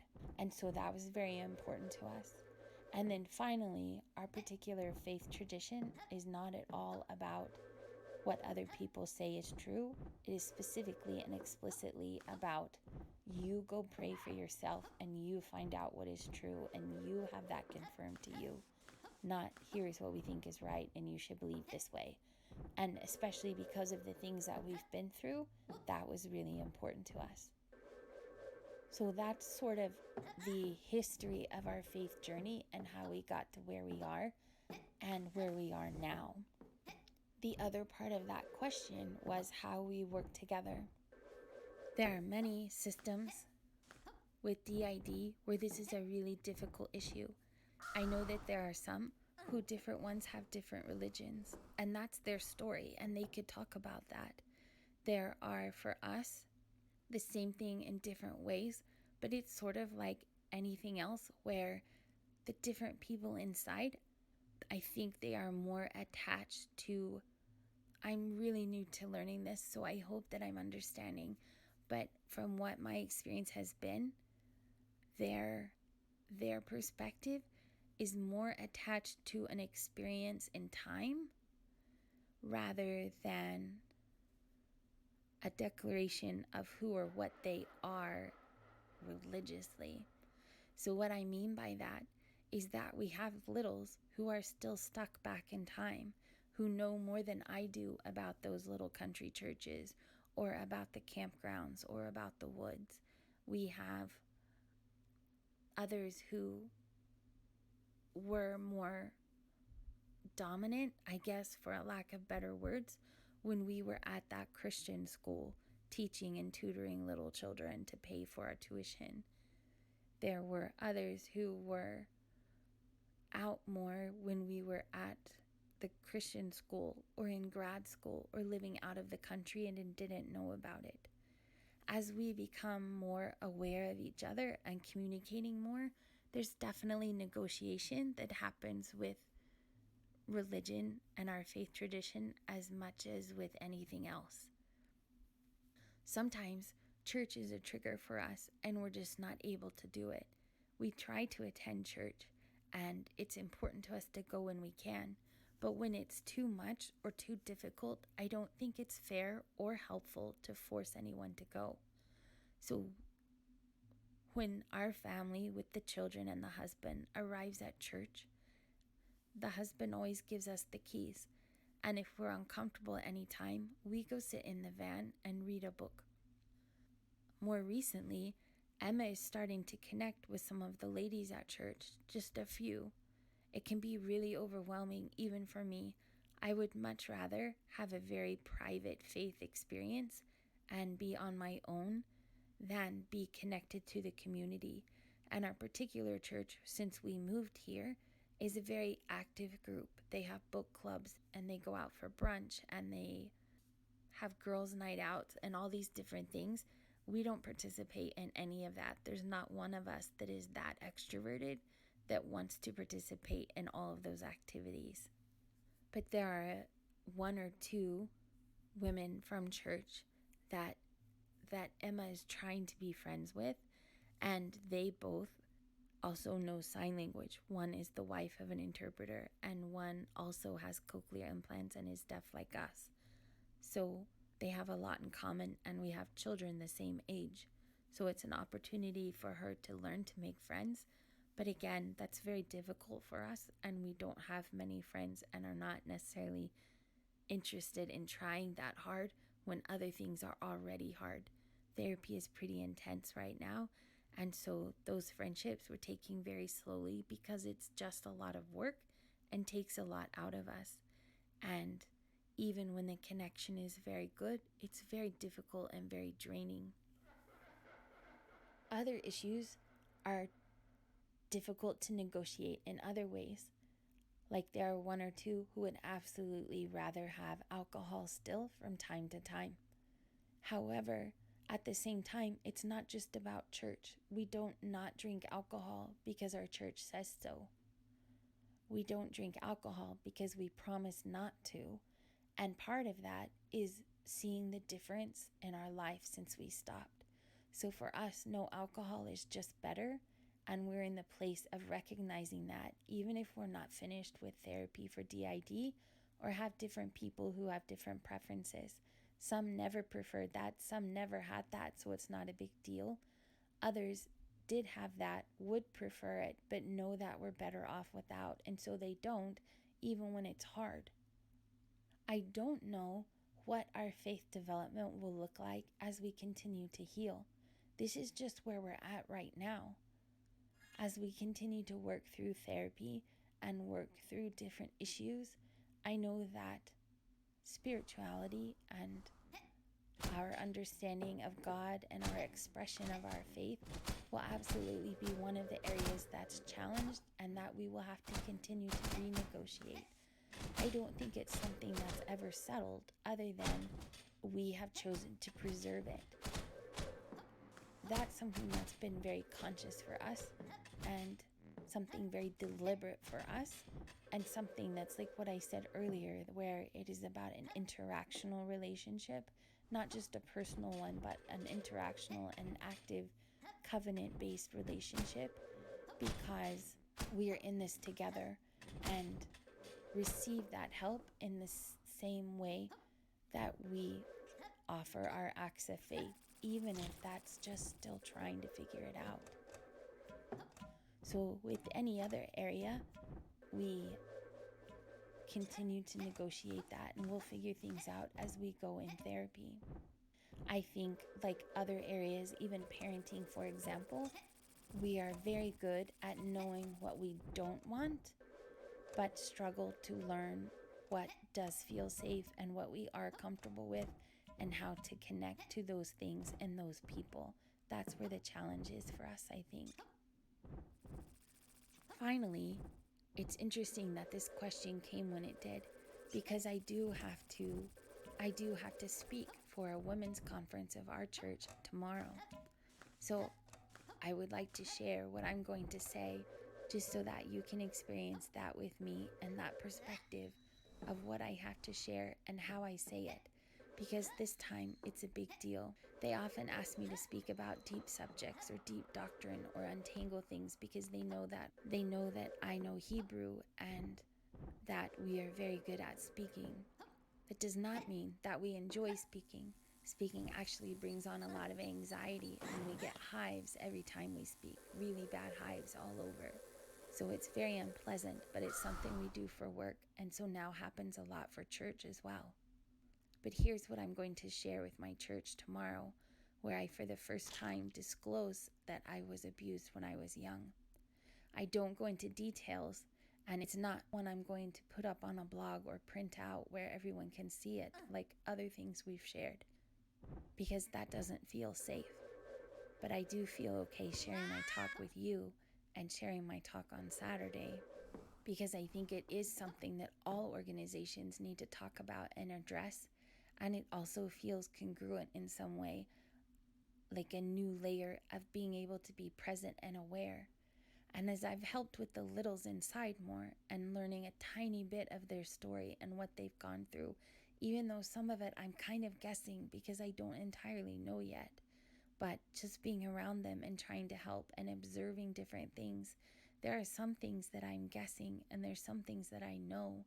And it breaks my heart. But if that's part of our story as a whole, then it's time that we say it out loud, and it's time that we speak that truth and honor it in some way. So I don't focus on it at this talk, and I don't go into details or any depth at all, but I do acknowledge it because it seems very important to me to do that now that I understand, and I don't know how I could not. So let me share with you what I'm going to say at this conference tomorrow. Here's what I'm going to say. I recently shared at conference that so many bad things happened during our first year of marriage that my first anniversary gift from my husband was a book about Job from the Old Testament. It really was that bad. My husband was caught in Hurricane Sandy a month after we were married, and then laid off at Christmas time because of storm damage. We had a late-term miscarriage, and then another, and then another. We found out the miscarriages were because I had cancer. Then my father died of cancer. And then my mother was killed by a drunk driver on the way home from the funeral. It felt like Job's story, where all we held dear was destroyed just when we were supposed to be creating our new life together. And all of these things were complicated by what came before and after it. I grew up in an abusive home with domestic violence between parents who divorced as I was starting middle school. It was a hard life then, and a tough time in my identity development, with all kinds of lessons mixed up and given to me backwards. Don't tell secrets. Don't ask for help. Don't trust anyone. So when I met the missionaries as an adult, and when they told me they knew how I could be with my family forever, I did not want any part of that. I had worked hard to dissociate myself from what I had endured as a child, and I had not been in contact with my family for over a decade. I wanted nothing to do with any kind of gathering, and absolutely did not want to be with my family forever. But what got my attention was their definition of God, and the idea that I had heavenly parents, plural, because I knew that I already had the parents from hell. But when I heard someone outside my own self say that having a heavenly father implies having a heavenly mother also, then I knew what they were saying was true, and a more complete picture than anyone else had painted for me. It answered years of my questions about who God was and what my relationship with God had been, was now, and could be. And what I learned from studying the scriptures was that abuse and hostility, unkindness and cruelty, wars and contentions, and false traditions get passed on and on and on. And I wanted it to stop. I began doing my family history, not just learning names or finding dates, but discovering people, good people in my own family who had done good things, good people in my own family who were still good even though their lives had been hard, good people in my own family who were faithful to the truths they knew even when we didn't have the whole story yet. And then something happened. I realized there were other people working on the same ancestors.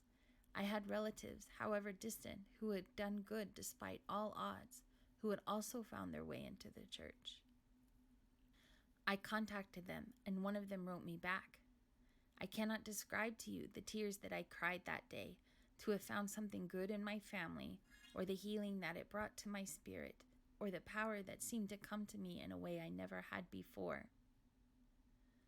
I drove all the way to Albuquerque overnight to meet her and to Mesa the next day, and for the first time in my life, I was not alone.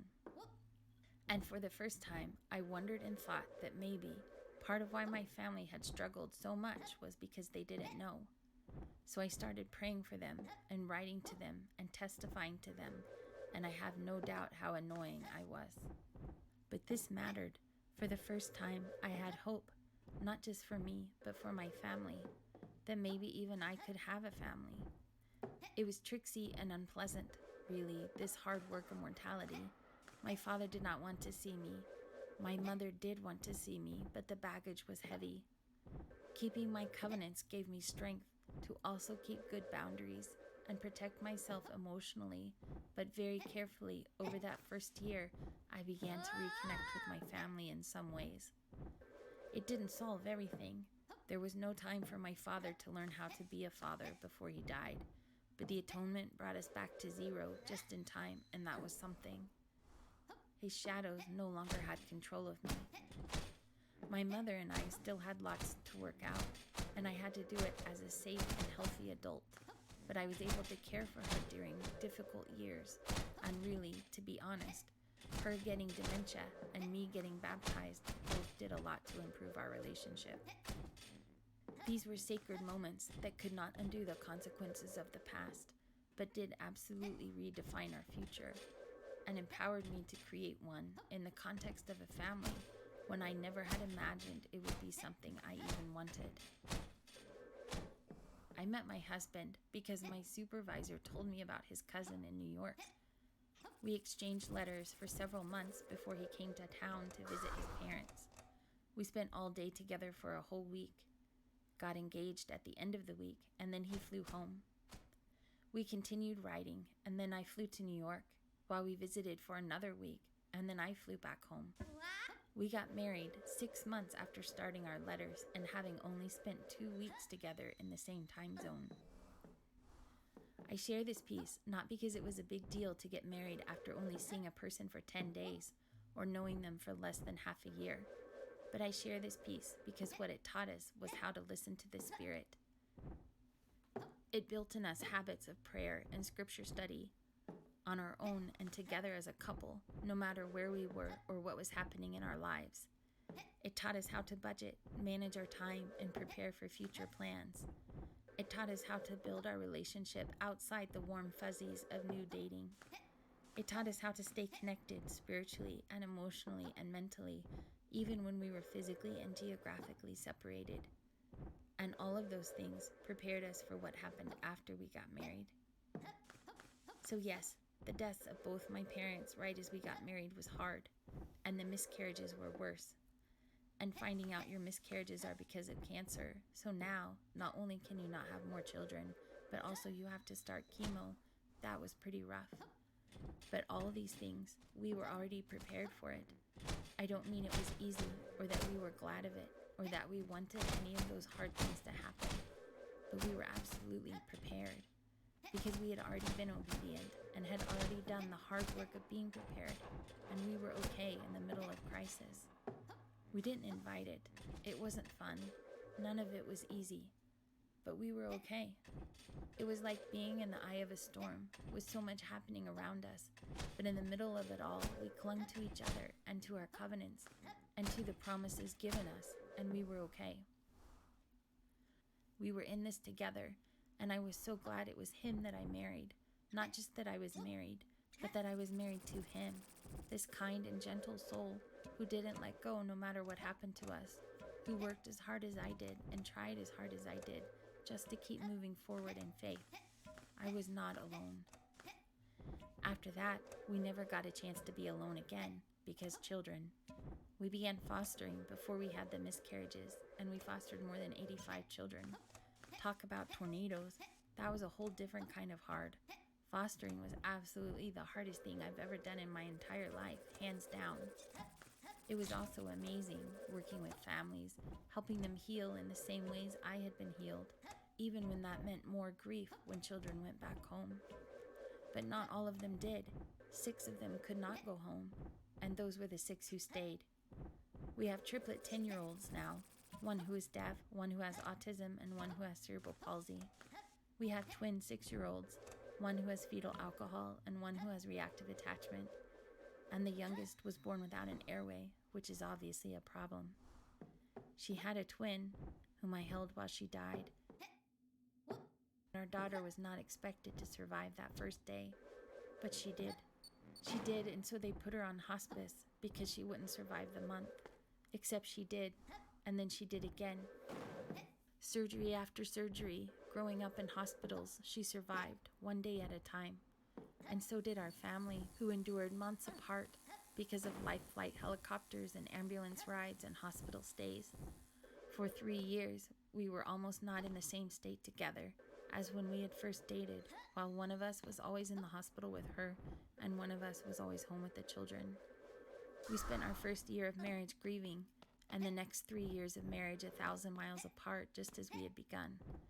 It nearly destroyed us financially, using up every resource, even until we literally sold our house to pay off her medical bills, moving all 8 of us into an 800 square foot house rented next to the hospital, just so we could be together, and we lived off food storage for 2 years.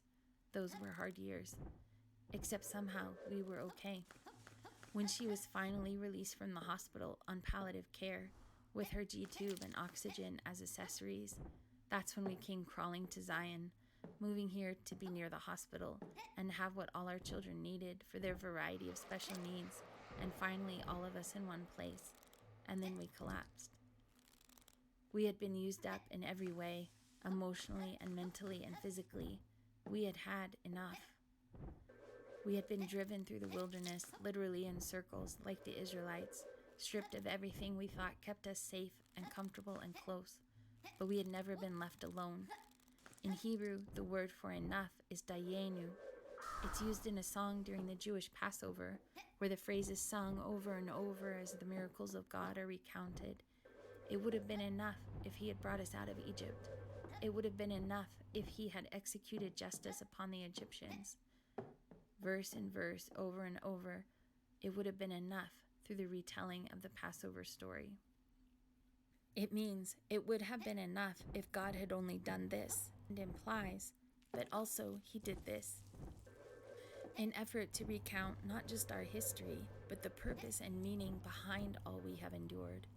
It reminds us we have never been left alone or abandoned, and that all our trials and hardships have been for a purpose beyond what we understood in the moment. Those first 5 verses are about the miracles of being delivered from slavery.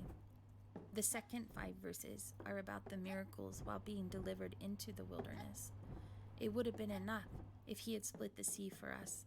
It would have been enough if he had led us through on dry land. The third 5 verses are about the miracles of how wandering through the wilderness brought them into the presence of God. It would have been enough if he had given us Shabbat. It would have been enough if he had led us to Mount Sinai. It would have been enough if he had given us the Torah. It would have been enough if he had brought us to the land of Israel. It would have been enough if he had built the temple for us. Each verse layers on the one before it, declaring the works of God for his people and helping us remember how much he has done for us. It is a song that changes our focus from how bad and how hard things were in the past to the awe and wonder at how God brought us through them. And a song that changes our perspective from how dark and dreary the wilderness is to the miracles of provision and protection while we wandered through it. And a song that helps us look beyond the oppression we endured and the opposition we have faced and the seas we have crossed and the circles we have wandered, to see how the journey through mortality brought us into the presence of our God, Let me put this right here. which makes all of it worth it, which means there is no shame in wandering. It is a song that implies not only it would have been enough if he only did this, but also he did this too. What's important about the Dayenu is recognizing the grace offered in it would have been enough, and the tender mercy of but he also. It isn't just the recounting of the story, so much as connecting of how one thing led to another. It's not a retelling of all that was bad or hard, so much as testifying of what God did to get you through it. It is not murmuring or complaining or whining, but recognizing and discerning and acknowledging the everyday miracles that surround us. It is a song about how it would have been enough for him to restore the priesthood and temples in our day, but he restored me too. It would have been enough for him to send the missionaries, but he also sent me family and a husband and children. It would have been enough for him to give me this family, but he also sent me strength and comfort and hope. You and I, we sing this same song about how it would have been enough. And my story isn't any harder than yours. It's just different. And the story of the kinds of things we endure in our day is different than the kinds of things the early saints endured. But our knowledge is the same, and we are women with the same hearts of conviction.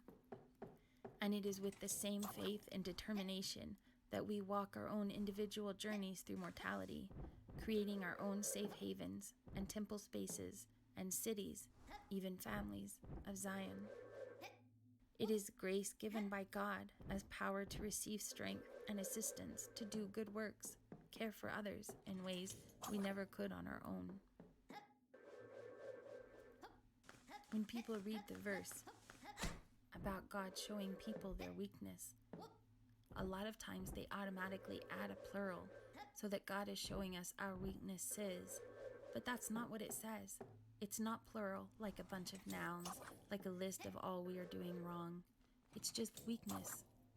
Of course we feel like we've had enough, because we are mortals on a journey in the footsteps of a divine Savior who is learning to be like our Heavenly Father. We aren't there yet, and that's okay. Of course we feel like we've had enough. We can't do it on our own, and He already knows that. That's the whole reason we have a Savior. Heavenly Father presented us a plan by which He calls us by the name that tells us where we come from and who we are and who He has called us to be. We know that we are enough, and so we declare that honestly. I am not that yet. I am only this. That is not my name. But He knows that too.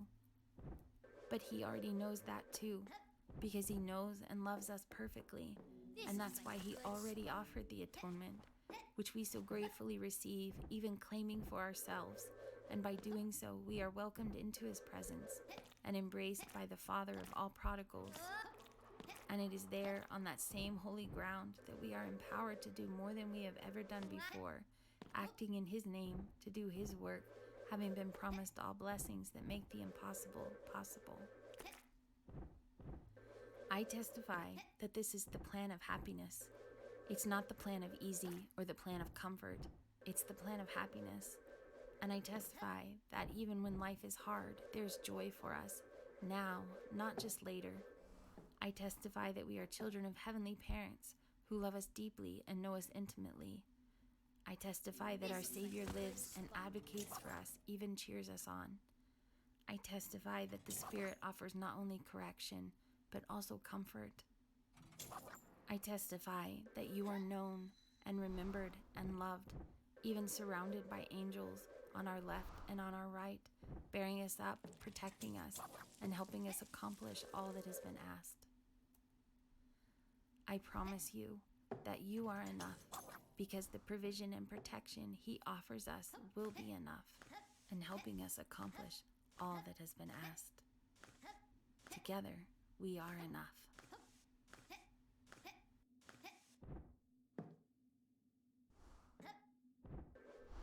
Thank you for joining us with System Speak, a podcast about dissociative identity disorder.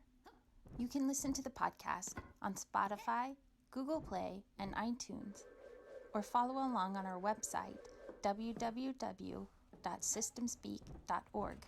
Thanks for listening.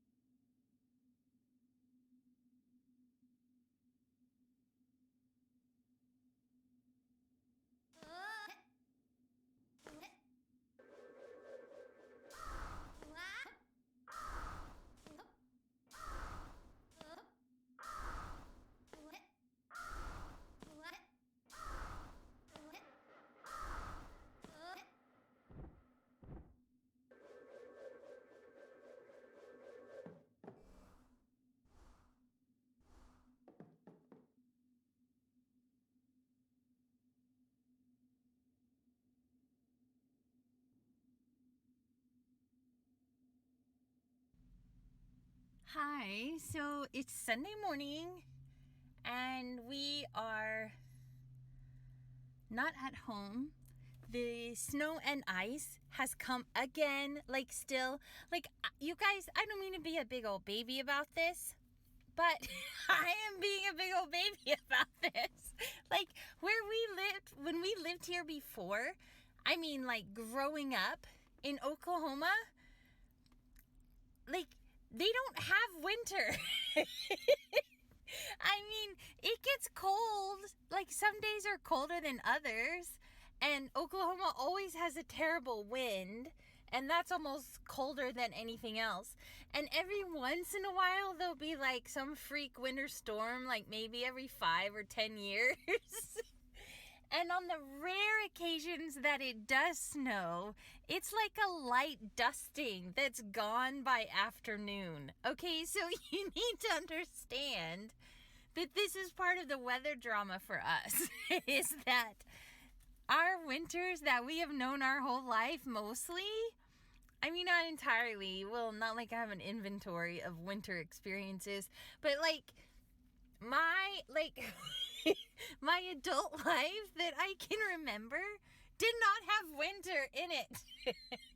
Not like for real. Like one time there was a storm and we had snow for maybe 2 or 3 days. And one time there was a storm where there was ice for a couple weeks. But like this whole thing of where we live now in Kansas City, where this vortex or whatever it's called has like drowned us in ice and snow since October, you guys. like we can't even almost get through the yard. Like now when we walk in our yard, we are walking on top of the snow and ice because there's so many layers of snow and ice packed down. It's crazy. The only reason we can get our cars in and out of the driveway is because we've kept shoveling it. Like, here's our workout for the day. Except now it's February, so I'm like, kids, go get the shovels and shovel our driveway for us. Because it does not go away. It's crazy. Winter, that's a thing. Apparently in the northern lands. Like actual, like we are talking Narnia level winter.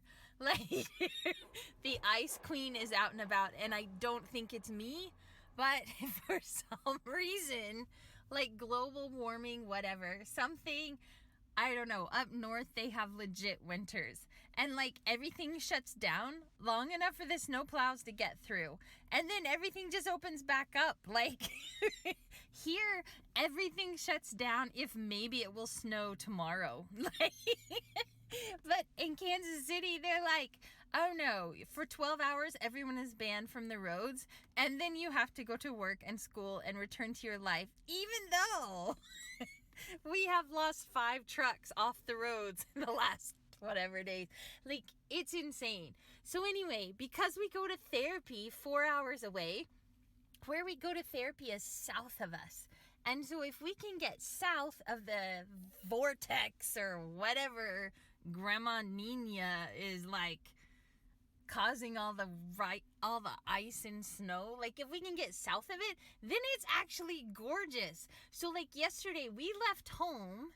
Well, okay, so the roads were supposed to be terrible today, and they were gonna they actually shut down the roads. Like you cannot drive on them, which means if they say they're gonna do that, like that's your warning. And this is like a cultural thing. I didn't even know that weather could be cultural, but it's completely different up there. Like I never ever in my life have watched the weather or used the weather apps on my phone. Like ever.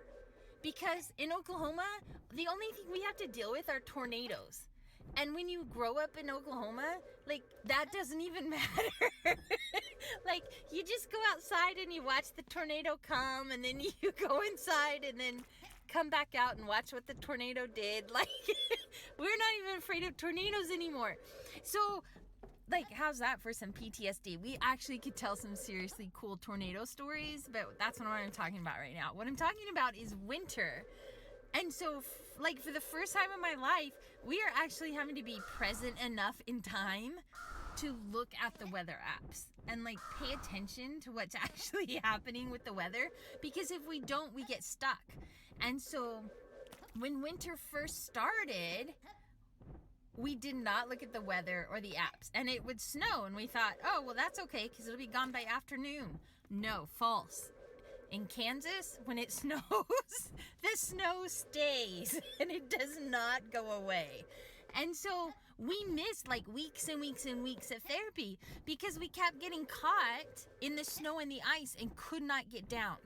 So as many of you know who have struggled to find a therapist or are in between therapists because it's really hard to find a good one, much less one worth like investing in who will also invest in you. Like I know how hard that is. So I do not at all mean any disrespect to those of you in that season, because we have been there and it's awful. But now we have like a legit, real therapist who is amazing and helping. And the scary thing is, investing in that means that when we don't get to see her, like, we completely fall apart. Like, it's bad. It's really bad. Like, threat level midnight bad. Like, it's bad. Okay, so, like, we're trying to function. We've made a lot of progress. We've come a long way, either in my imagination or she's just really good at coaching me into thinking that. But we can't miss therapy, you guys. Like, for one thing, we just don't function well when we don't get to see her because she's magical.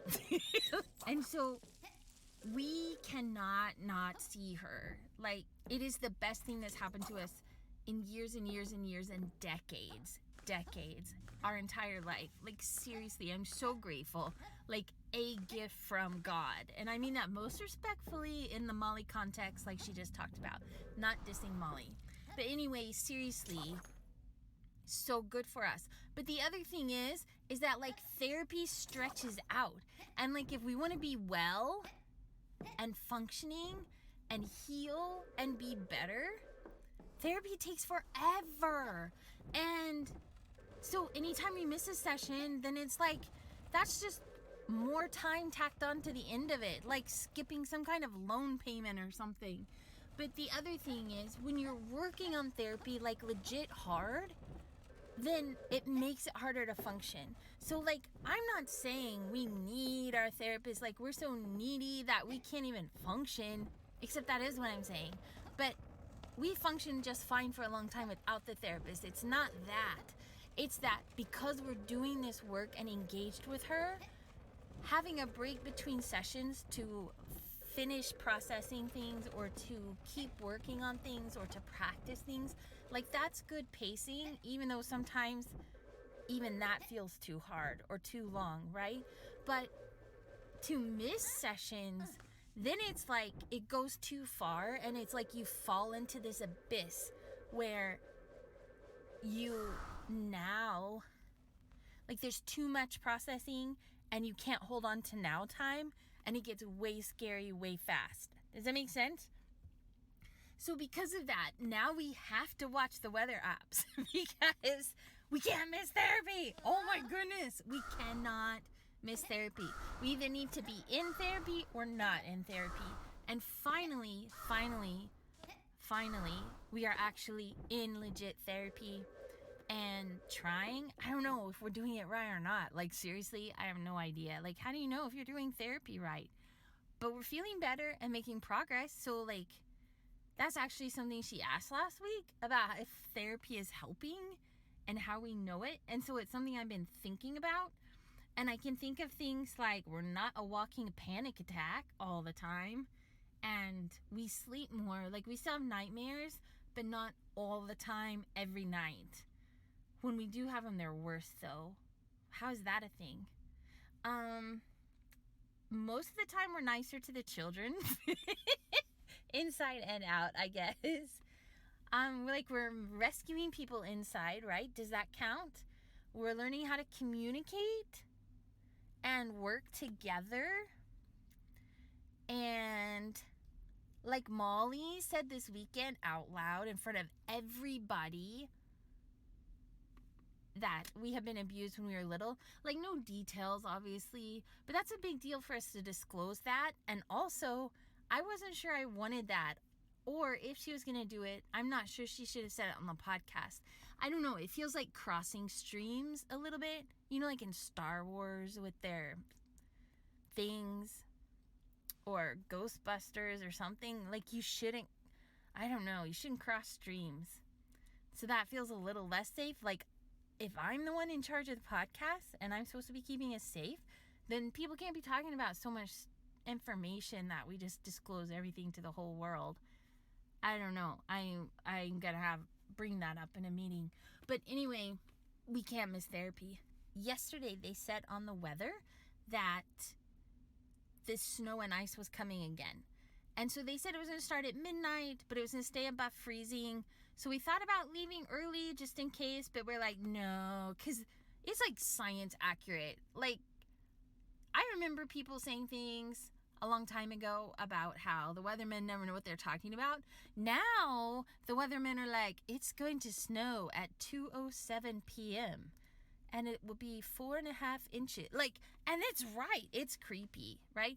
And so they've been really accurate. Like, however science is in weather now that they can actually know these things, it works. And so, like, they said it's going to start snowing at midnight, but won't really be too much until afternoon today or whatever. Except then they sent out an alert, like on our phones, like tornadoes in Oklahoma, except in Kansas, it's about snow. And it said, oh, no, actually, this snow is going to start now. And then I looked out the window and 3 seconds, 1, 2, 3, bam. Seriously, it was like a countdown, 3, 2, 1, and snow. And it started. And the problem was yesterday it rained all day because for the first time it was above freezing. And so this whole layer of rain just poured all over this snow and ice. And then it started freezing. And we were like, oh no, you didn't. Because we have therapy on Monday. So if it's going to ice on Sunday, I can't get to therapy on Monday. Which meant we had to leave on Saturday at the last minute with like no notice, like throw things in a bag. You don't even have time to fight over who's going to wear what to therapy and whatever. And so at the last minute, like at 8 o'clock at night, seriously, we threw stuff in a bag and got in the car. We had to bring one of our sons with us because we have a son with autism, but our youngest son also is on the spectrum. And he has his official getting his diagnosis results, whatever that's all about, like on Monday at the doctor. So we had to bring him too. So we had to drive our son, and he's the talking one. You think I talk a lot? Oh my goodness, this child. I, no kidding, drove like to the edge of town and was ready to get on the interstate and then turned around and called the husband, and I was like, oh no, for the love of all that is holy, get the child an iPad. I don't care about screen time. I have to drive 4 hours in the car with this child. I mean, like we never, our kids do not have phones. They have an iPad, but it is, I mean, like the family has an iPad, but we rarely use it. So like, for example, we had to bring the triplets with us to therapy when the husband came. And why they were with us is a whole different story, but we wanted to take them to this cool playground. Like, they had earned that. But that meant they had to go with us to the appointment. But obviously, we cannot talk about therapy things in front of the children. That's just not appropriate. And so, during our appointment, while the husband was with us, they got to watch a movie on the iPad for like that hour and a half. It never happens. So of course they were like glued to it because they were so excited to have screen time, because we don't let them have screen time. But let me tell you, when you have this particular child with you by yourself for 4 hours in the car, you will let him have screen time. Oh my goodness. It was terrible. I mean, it was delightful and wonderful one-on-one time. No, it was terrible. I'm just saying. I maybe failed parenthood. And so we spent this morning having a lovely and engaging time together. But it's hard. So we are here early, a whole like 36 hours early to therapy. Who does that? Except that, obviously it's not time for therapy. So we are at the husband's parents' house, which is in the same town where our post office box is, and we have mail that we are going to share with you. But let me back up first. This means we are staying with the in-laws, which is probably something I'm not allowed to talk about on the podcast. So I'll skip that. But part of staying with the in-laws means that when we went to church with them this morning, there are different triggers there. But also, we used to live here like a long time ago. And, well, not a long time ago. I mean, like, as an adult. I mean, we used to live here after we were married. Okay, and so, like, everyone here knows us because of the husband and his parents. which means like everyone is so excited, like you're here in town, because she told everybody. We can't even hide. Like what I would like to do is, here, child, go have one-on-one time with your grandparents. Why there aren't 5 siblings to fight over them. Enjoy, and then go back to the back room and like shut the door and hide in the closet and draw stuff. That would be my ideal 36 hours until therapy. But no, she told everyone we're here, so people keep coming to see us. People keep calling to see if we want to go out. No, guys, you don't understand. We don't have friends. Now, I'm saying this, and that's going to hurt my friend Julie's feelings, my friend Megan's feelings. Like, no. I'm not trying to hurt anybody's feelings. I'm saying, it's hard to have friends. That's what I'm saying. Like, we are not good at being a friend. Part of that is trauma, part of that is attachment, and part of it is we're just not that extroverted. And I know that sounds crazy because it's a podcast where there is self-disclosure spewing out into the universe. But you know what? I'm doing that from my car. And people don't have to talk to me while I do it. Because it's people. It's just hard for us. For 1,000 reasons, it's hard. And it's very difficult when you add DID into the mix, obviously. And so making friends and having friends is really, really hard. That said, I kind of would like friends. I mean, who doesn't want to have friends? I mean, it's a philosophical thing, though. Like, I would like to have a friend thinking, oh, I have a friend. Meaning, like, a safe person in the world who would not be super intrusive, but could be like all Anne of Green Gables. Like, let me flash my light and you know that I'm having a conversation. Or we could go meet in the meadow and make up stories or laugh or share or have some tea that actually is alcohol. No, I'm just kidding. Remember that when that happens in Anne of Green Gables with the cordial? That's so funny. Old school. Okay, anyway, like to have a safe person that you could talk to or share, or maybe someday I could even be a decent person to someone else instead of just like all needy or avoidant. Like there's no middle ground. Or I push you away, and I don't mean to. It's just really hard, and I don't know how to regulate all that. This is why we're in therapy, because of stuff like this, right? So I don't need like people showing up at my house. I don't need people trying to call me. Also, we're deaf, and you've known that for years, so stop trying to call me. Like, what's wrong with you? I don't need people who want to like text me all the time because they don't know how to talk in real life, or people who just text me because they're bored. Like, social interaction through technology can be a beneficial thing in its context, or over distance, or for quick reassuring messages, but that is not a relationship, people. But also, if I don't let you come over to my house and I don't leave my house to talk to you, I don't know how we're supposed to have a relationship. So I get it's on me too. It's my fault too. We're terrible at this. But also, mostly, it's about safety and connection. Like, who is safe enough to connect with, and how do you know? That may be like the most basic level of any trauma or trust issue as anything. Because no matter what kind of trauma you've had, or what happened to you, or what ways you were neglected or whatever, it all comes down to like a safety violation, a violation of safety. So if you don't feel safe, it's really hard to trust. And if you haven't been in the safe place or in safe relationships, it's really hard to trust again. So opening up and risking that is like a big deal. And terrifying. And sometimes stupid. Like, don't, like, that's what it feels like. Like, what if this is the wrong person? Or this is the one who hurts me again? Or why would I put myself through that again? Or when we live in all these small towns like in Oklahoma, then not only do you get screwed over, but it's all like completely public and it's just embarrassing.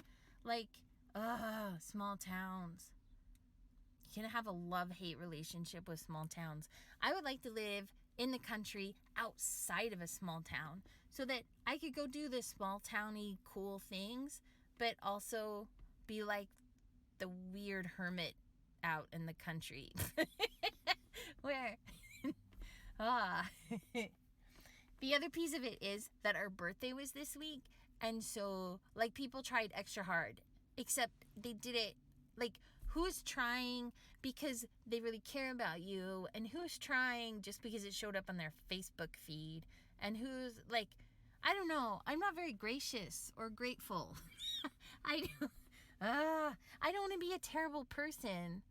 I don't want to connect with people who aren't authentic or aren't sincere. And I don't mean to test that or be so hard on the people who are trying, but it's a really scary thing and I don't know how to get past it, except, therapy.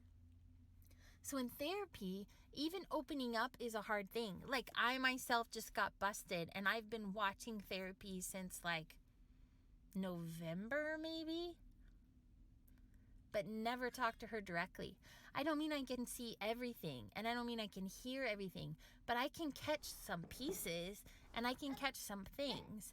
And I have to clarify something about this because my friend Julie is all over me because I said in a podcast when I was talking to her about me being a placeholder. I don't know what she thought I meant by that, but I did not mean to disrespect myself by saying that. And I don't mean that I'm a placeholder, like, hello, I'm a new alter, my name is Sasha, and I'm gonna do a podcast now, and that is all I'm allowed to do, and I'm not important. I didn't mean that in a disrespectful to myself kind of way. I meant if we are going to trust the therapist and the husband is gonna know about DID, then we need space to be able to watch that happen and watch it play out and know that it's okay. So I don't know how to explain how new alters happens, and I don't know how to explain what it's like being a new alter, and I don't know why some new alters know nothing, like Emma when she married the husband, or how some alters know some things, like me when I started the podcast.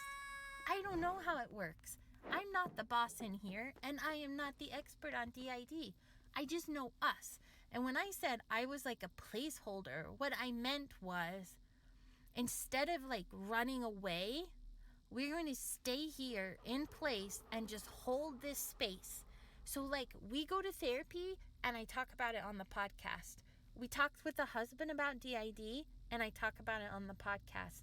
There are things we can write in the notebook and I can process it. How can I put it together so that therapy can really work?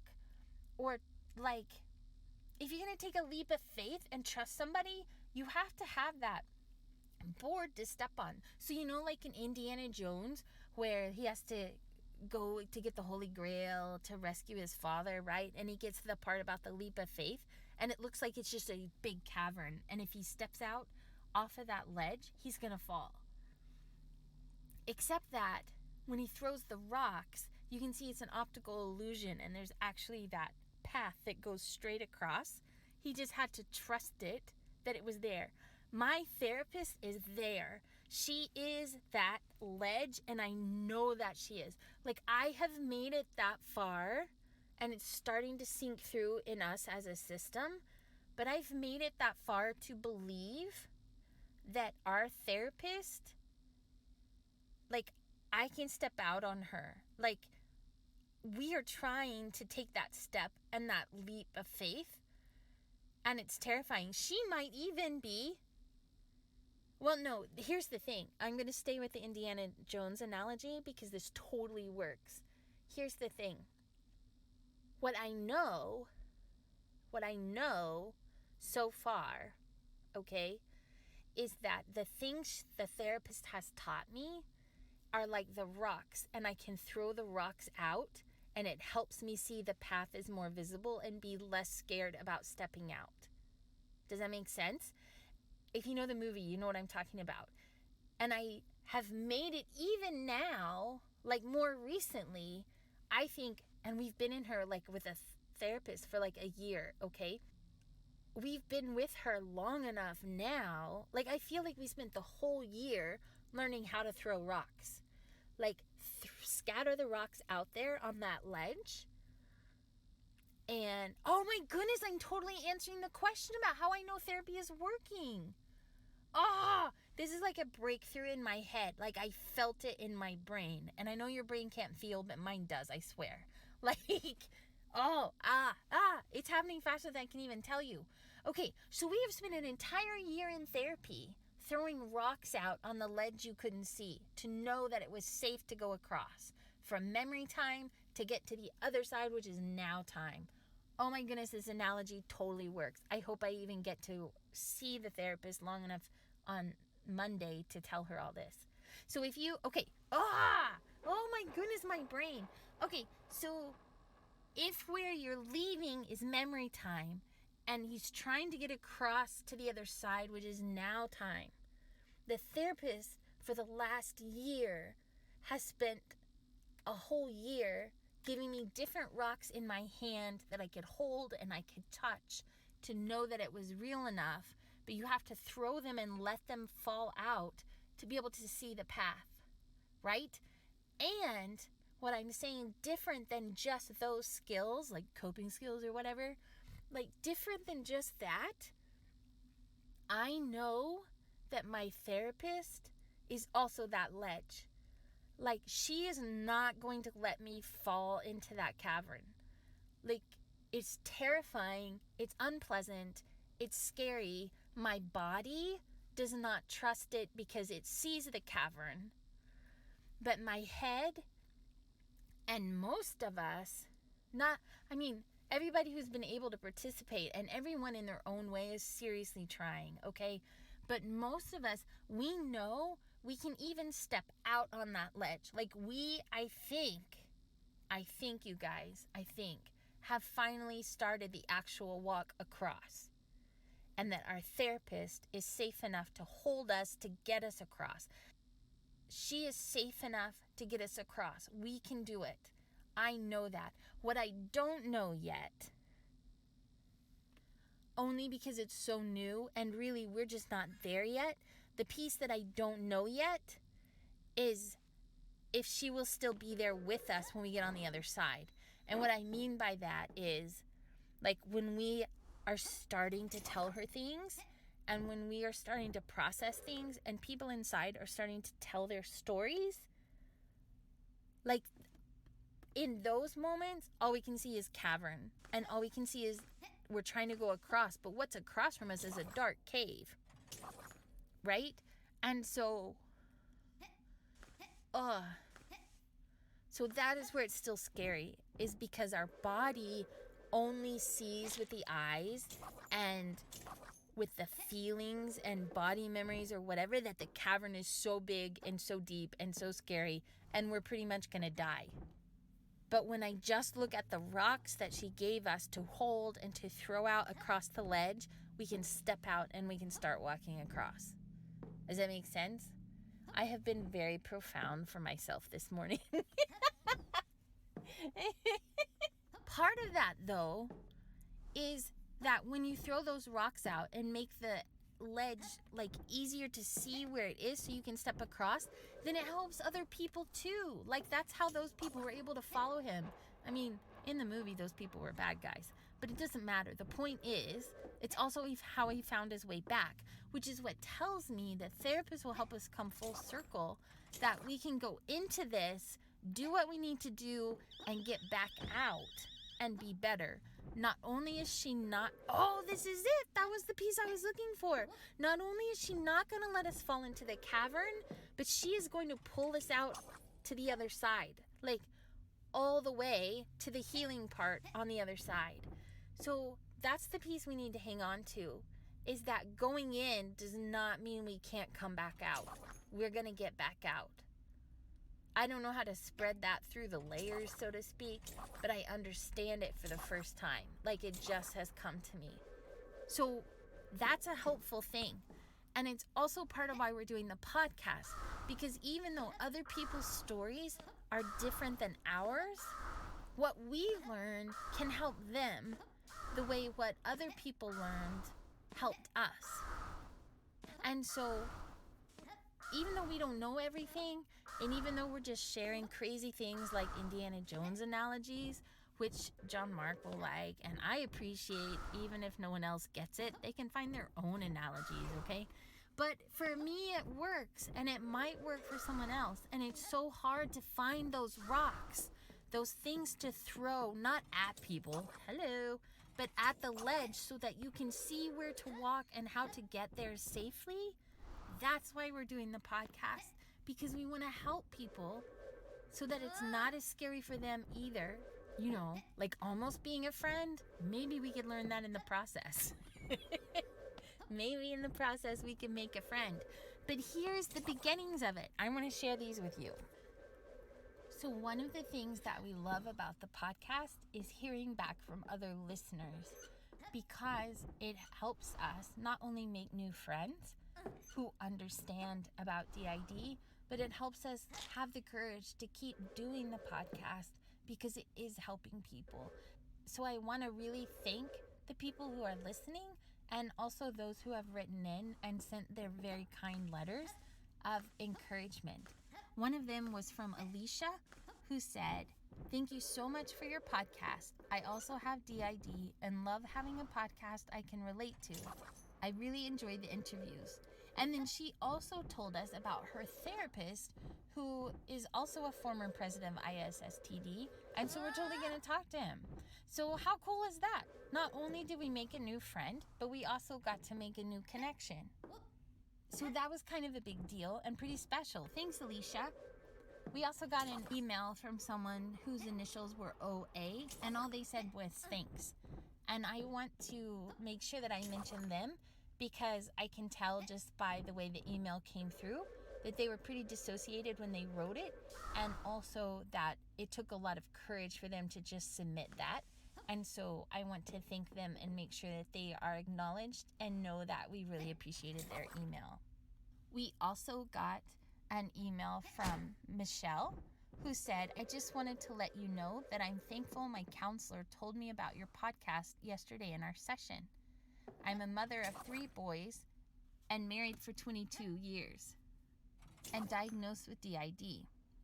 And then she shares some other things that I don't want to read here, but that talk about some of the parallels we have in some of our experiences. And so I'm so grateful to have gotten to connect with her, someone who understands not just DID, but some of the similar things that we've been through that are some parallels between our families. So again, how amazing is that we can strengthen and support each other when we are brave enough to open up a little bit. We can learn, like in therapy, how to do that safely, and when it's safe to do it, and how it's safe to do it, and with whom. But it's kind of a beautiful thing. Like, I never thought we would be, even though I know we're just starting, and I don't know if maybe our therapist is just rolling her eyes and going crazy, being stuck with us all this time, but we've made it further in therapy than we have ever made it before, ever. And so all of that was because of that risk to try and trust, right? We also got an email who said, "I just want to say my therapist gave me your podcast flyer, and I love the way you explain everything. You have made me feel less alone." Oh my goodness, you have touched my heart, and I am so grateful that you feel less alone, and I am so grateful you sent an email so we feel less alone too. Thank you. Kim said, "Your podcast is awesome." Yes, that's a win, you guys. Kim said we're awesome. That makes it legit. "All of you really help me on so many levels. My partner has DID, and I'm just trying to figure it out day by day." No kidding, Kim. Seriously, Kim, no kidding. I can't imagine living on the outside of DID. So the fact that our therapist and the husband are still around just baffles me, completely baffles me. But I'm so grateful, and good for you, Kim, for loving your partner with DID. She has a question. Kim says, "Why was Sasha so sure?" Oh, Kim says, why was Sasha so sure the therapist was going to fire y'all over the podcast since it's such a positive thing? Okay, first of all, I love Kim because she said y'all. Okay, I'm an Oklahoma girl, and so it's very important that she said y'all. That's your in. Okay, that's the password. That's the secret code. No, I'm just kidding. So why was Sasha so sure the therapist is going to fire y'all over the podcast since it's a positive thing? So there's 2 layers to your question. Always layers, Kim. Always layers. One layer is that I didn't know the podcast was a positive thing. I only knew the podcast was a risky thing. Does that make sense? So I did the podcast because the idea unfolded in a conversation with a husband, because we do a podcast for something else. And so we knew how to do it. We have the equipment to do it. And it's actually really good practice for ear training because of our cochlear implants. And so that's how we got into it in the first place. And so trying to do it for DID and finding out what was the safety and the boundaries, and then the level of communication that happened because we were talking about things out loud, for us, that was a powerful experience. And all these different things kind of unfolded to where it made the therapeutic work that we were doing like exponential. And so we just kept going, and I never meant it to be a secret. I just didn't know people were actually going to listen to it. And it was risky because we were just putting it out there, which is always scary. Like, we're pretty private people, but through different things and because of work and because of our family story and different things, there are parts of our lives that are very, very public. And we have to be careful about self-disclosure so that it's super intentional, but also limited. Does that make sense? And so the podcast just was a whole new level of scary because of all of those things. And then at the same time we started the podcast, we got reported to Family Services, which turned out to be a false report, and it was completely dropped. And I know we keep bringing it up, but it's because it was that scary. Like, it was such a huge trigger for us and for our outside kids that it really just was terrifying. And so it felt like a consequence of opening up and saying these things out loud. It felt like that happened because of therapy, and that happened because of the podcast, and that happened because. None of that was true. And the therapist is like, what is the evidence that The evidence is that it was completely unrelated, it was completely false, it was dropped, and not even actually an issue. But the experience was, this is a cavern and we're going to fall in. I didn't know, like you're saying, it's a positive thing. And I so appreciate that reminder and everyone's emails, because it helps us remember that and to keep trying, because sometimes it just feels risky. It just feels like a cavern. It just feels like we're not supposed to talk about any of this. And even in the mental health community, there's such a backlash against YouTubers and against survivors talking to each other and survivors talking about some things. Like, it can be done well and it can be done poorly, but it's not fair for some people in the mental health community to target everyone for those who have done it poorly. Just like it's not fair for survivors to target all of the therapists just because there are a few bad ones out there. So for us, it was such a new thing, and we didn't know how it was going to be received, either professionally or by survivors, that we didn't know it was a positive thing. So you, Kim, are actually the first person who said, this is a positive thing. So way to go. Thanks, Kim. The other layer is about the therapist. I mean, not really about the therapist, because it's our stuff. It's not her stuff. But being so afraid we're going to be fired over anything just goes back to like friendship and trust, like I've been talking about in this episode. There is so much fear that is not just fear, but in the past has been danger, like actual danger, that it makes it scary to even try to participate in something like therapy or a relationship or even a friendship. But also, it feels like the cavern. So For people who grew up in healthy families or have not had bad dating relationships or something like that, friendships and relationships come a little bit easier. Like, you already know that the board is here and this is the balance beam I walk across to the other side and everything's going to be great. People know those things. It's like an assumption because they have attachment and they have trust. But when someone has been through trauma, and even if that was as an adult, like a really bad dating relationship or a traumatic breakup or a traumatic betrayal of trust in some way when you're dating someone, like, it doesn't just have to be childhood trauma. Anything that is a disruption to a relationship causes that kind of relational trauma and makes trust harder the next time. So when someone has a whole lifetime of those things, it makes trust a really hard thing. So we are still learning that the therapist is even going to keep us. Like, we adore her. Like, there's not even anything wrong in our relationship because when there's something that comes up, either between her or us, we're able to talk about it. Like, that's what keeps a relationship healthy, right? And so if she's taking off, like, spring break, for example, because she has a family, like a real life outside of us, okay, which is normal and appropriate and healthy, she just says, this is my week off for spring break. Like, the boundaries are clear, and that's part of what keeps us safe.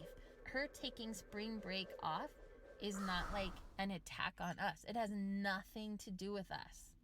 But at the same time, because we've been through things in the past, then that week, when we have to go 2 weeks without seeing her instead of just one, I guarantee that by the end of the second week, we will be like barely hanging on. And not because we're not smart people or functioning people, but because we literally can't hold, what is that called? Dr. E says it's called holding the transference of, like, the relationship between people, like transference in a good way, not in a bad kind of transference, but like the energy between two people in a relationship. We can't hold it that long. We don't know how because no one ever has. So there are times that part of therapy is her holding that for us, and there are other times we practice holding it for more and more and longer times. But we're not good at it yet. So anything that feels like the cavern feels risky and dangerous. And so the podcast was like a cavern, and it was risky for the therapist that we would lose her over it. Not because our therapist has ever even one time said, I hate when you do that, please stop doing that. She's never said that about anything. Nothing. And even when we make our lives harder than it has to be, she's never shamed us or like quit on us or gotten irritated. She can call us out on stuff like staying on topic or focusing or trying to stay present when we're like, I don't even want to tell you the things that she can call us out on. Like, we cannot be sneaky in there. Like, she is all about it. But she's still there. And she does care. I believe that. Or she's really good at doing, like, what is it you do when you make people think they care? I don't know. She's really good at what she's doing. She's really good at being her. And so it wasn't that the therapist did something we thought she would fire us. It's just that we're still learning to trust that. We're still learning how to walk across that board. I know that's a long version, but I hope that answers your question. I also got an email from Diane, and she said, I just wanted to say thank you and how much I admire you. Sometimes people come into your life and make a difference. And you have done that. It is sometimes we don't tell people that they make a positive difference. And so I wanted to be sure and let you know. How amazing is that? You guys, that's like right there. Diane is learning legit how to have relationships because she felt something and said it out loud. Like, I'm learning about that. What she just did was connection. When you feel something positive about someone, you need to say it out loud to that person. That is in a relationship thing.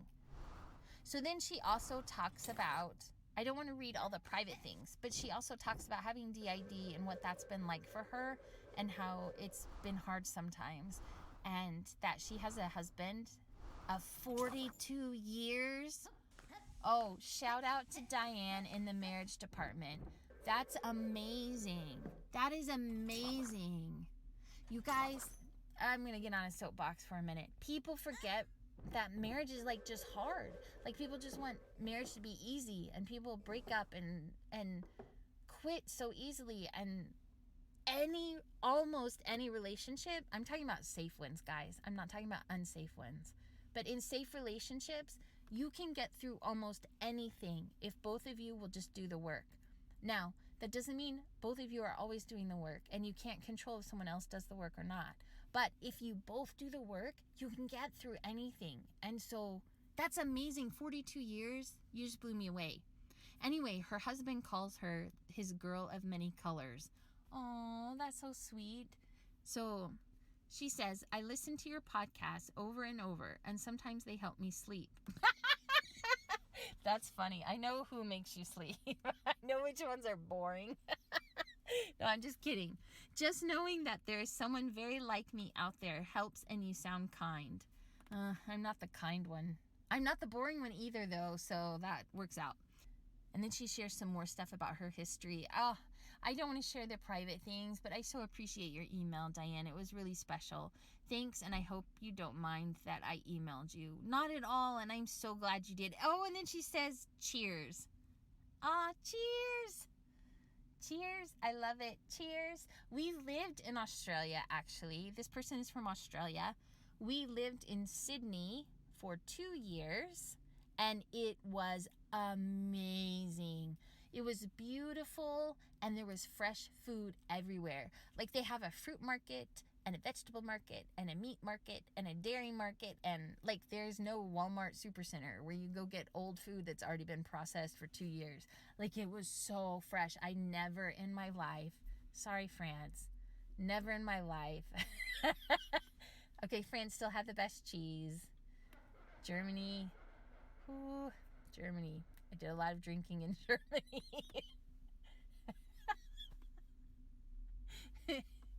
And when I was in England, it was just wet all the time. It was raining the whole time I was there, every time I've been there, and every time I've lived there.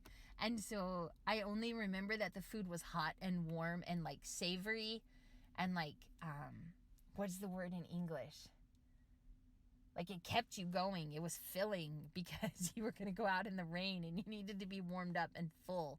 But in Sydney, to ride the ferry and to eat the fresh food, oh my goodness. I love Sydney so much. A shout out to Sydney.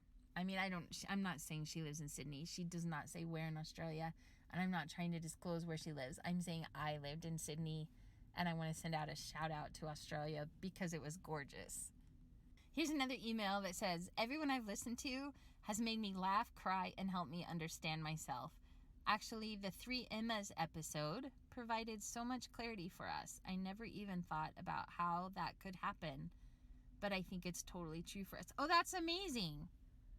I honestly have not listened to that episode. I don't actually re-listen to the episodes. I help edit most of them, not all of them, but then I don't go back and like re-listen to them because I learn while I'm editing. But I know that Emma is listening to them and has learned like a whole lot that way, and we've made huge progress. And I think Em is finally on board, and I think she's finally listening and reading the notebooks for the first time. So that's huge progress. So I'm glad it helped you too. Thank you. So all of that to say, we are learning about trust. I so appreciate those of you who have emailed us through the website, systemspeak.org, and who have said such kind things and been so encouraging, because this has been terrifying and really risky and scary. And that's been a hard thing. And we're entering a new season, not on the podcast, in real life, of things being scary in a new way. So with the therapist, it feels like we're starting to talk about things more, and so that feels scary in a new way. And the husband, nothing bad has happened with him, but he has been getting better at like noticing us and who is out and what's going on. And so that feels scary in a new way. Like we feel so kind of like seen and known and heard. you know, all those things in a relationship, like in therapy too. So it's super scary, but we're working on it and we're learning. Another area that is scary is that our friend Julie, who we've talked to twice on the podcast, has sent us a package for our birthday. And all of this was leading up to that because it's a really scary thing. What if secretly Julie is a creeper and it's a bad thing? Except she's not. She's very kind. We know her really well. We have a P.O. box, which we shared with her because she wanted to send us something for our birthday. And our birthday was last week. We didn't really talk about it a lot because it has been a bad thing kind of in the past and not a positive experience. And also birthdays are kind of a relational holiday in a way. And when you're terrible at having friends, then birthdays really suck. So it was kind of our first experience to pretend to even try to have a birthday. And that was like from 1,000 miles apart. So this is a big deal for us. So we do have a P.O. box. Julie has sent something for our birthday, and you're going to go inside with us and pick it up because it's scary and exciting, except she really has been very kind. So a shout out to Julie, who has been very patient with us for ages, months and months and months and months, while we have very, very, very, very slowly gotten to know her. And she has been a constant encouragement, for which I am grateful. She's my homegirl, except, you know, safely from 1,000 miles away. Also, when I say I don't have friends, it hurts her feelings. Because when you have a friend or someone who's trying to be a friend, you can't say you don't have friends. So I got called out for that too, like more than once. So I'm trying, but I don't know. It's just a hard thing. Okay, so you're going with me in to get the post office box, whatever it is she sent us. I have no idea what it is. We're going to go inside to the post office box and we'll get it, and then we'll come back and open it in the car. Are you ready?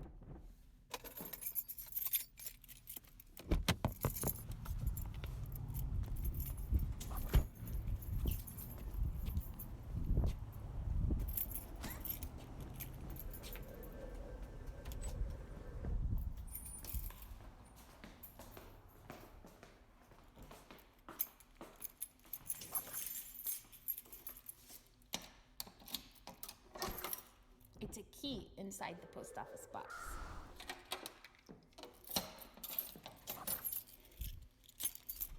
Because friendship is scary.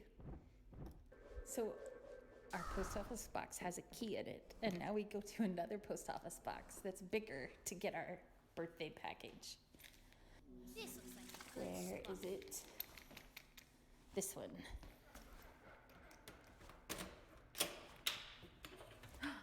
Oh my goodness. It's so big. It says, "To system speak." That's us. Ah! Okay, so excited. Let's go open it.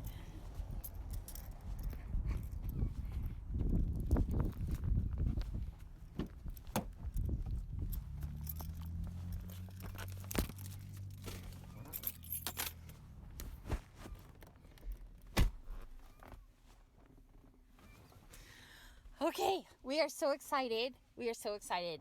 So, while I'm talking about friendships and relationships and caverns and Indiana Jones today, let me say, first let me lock my door. Okay, sorry. So easily creeped out, you know. So, it is hard to even be friends with other survivors because we have been burned in the past. Like, we had to go to a group and try to make friends there. There are good things about being friends with people who understand, but just because someone says they understand doesn't mean they really do. And also, you have different experiences. And also, just because someone says they understand doesn't make them safe.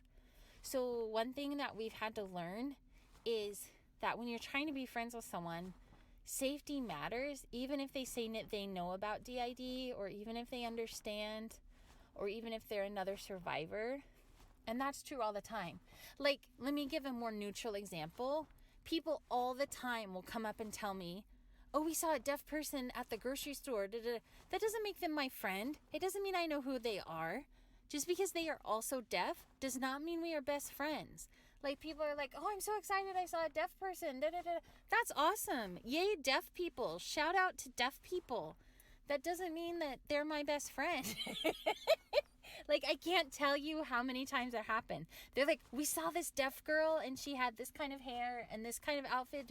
What's her name? I don't know who you saw at the grocery store. I wasn't there. Just because we're both deaf does not mean we're best friends. I mean, okay, so the same thing with the survivor community. Just because we are both in group or just because we both have shared some experience doesn't mean that we're friends. Like, you have to build a relationship or a friendship and make sure the other person is safe. And that person needs to be doing their healthy work to keep themselves healthy. And you have to do your healthy work to keep yourself healthy. But if you both do those things, then friendship is possible, and that's a good thing. And so far, Julie has put up with us. And so now we're going to open our first package. I'm so excited. Julie, that was so nice of you. That was really very kind. It's also pretty special. It's the only birthday present we got, actually. We did not even get birthday presents from our family. I mean, like, the parents are dead. Once your parents die, nobody cares about your birthday anymore. First of all, let's just talk about that. I don't even want to talk about birthdays from childhood. Like, that's a whole different podcast episode. But let's just talk about how when your parents die, nobody cares about you anymore. You are an orphan. It doesn't matter if you're an adult. Game over, people. So when it was bad to begin with and then also just stops existing, that's confusing, because there's not even like a false hope that things will be good sometime. Like, it kind of erases some of that masochism of maybe this time it'll be good. Like, it gets rid of that because it's just over. Like, you're out of quarters, okay? But so this is the first present I've gotten. We are married, but like, we do not have money to spend on presents, and the husband will make us an ornament every Christmas. He makes an ornament for us, which is super sweet. But we just don't do presents. Presents are not his love language. His love language is being the best husband in the whole world the rest of the year. So I'm okay with that. That is a fair exchange, and I fully accept it. But it makes it super exciting. We got a present in the mail. Yay, Julie! Because, you know, friends. So we'll see what our present is. It's like a big brown envelope, but it's hard to open. It's pretty thick. Like, it's longer than my arm. And thick like a book, like a big dictionary, except it's not heavy and it's not a book. But that's the size it is. Okay, I'm opening. Oh my goodness, there's several things in there. I'm pulling out scented gel pens. 30 gel pens. Oh, Julie, that's so sweet. We write in our notebooks all the time. We carry a bag of pens around with us all the time. So she knows that we're using the pens and using them up. And we go through pens faster than anything. Like, it's crazy how many pens we go through. So that's so sweet and so extra thoughtful. They're scented gel pens. I don't even know what to do with that. I've never had scented gel pens. Does that make therapy like happy and sweet? Is that what this is? Let me see. I'm gonna open one. This one says basket of berries. Oh wow, that's crazy! Julie, that was so nice. Oh, that's just so sweet. Okay, this is amazing, and I'm totally not going to be able to stay present right now. So I'm going to put them away, not because I don't love them, but because other people love them too. Do you know, our therapist gave us a little sack of little things at Christmas time, and it was really powerful thing. Like, it was such a simple thing. I don't mean a simple gift. I mean, gift giving can be such a simple thing and an expression of caring about someone in a way that's just thoughtful. Like, that's really a special kind of thing. I don't know. I feel like that's teaches me something about relationships and expressing care within a relationship that is still new to me, and I'm trying to learn and practice, because none of this comes intuitively to me. So, okay, the markers and the pens are amazing. I love them so much, but I'm totally putting them away because I will not get to stay here and see everything else. So we're gonna just keep going.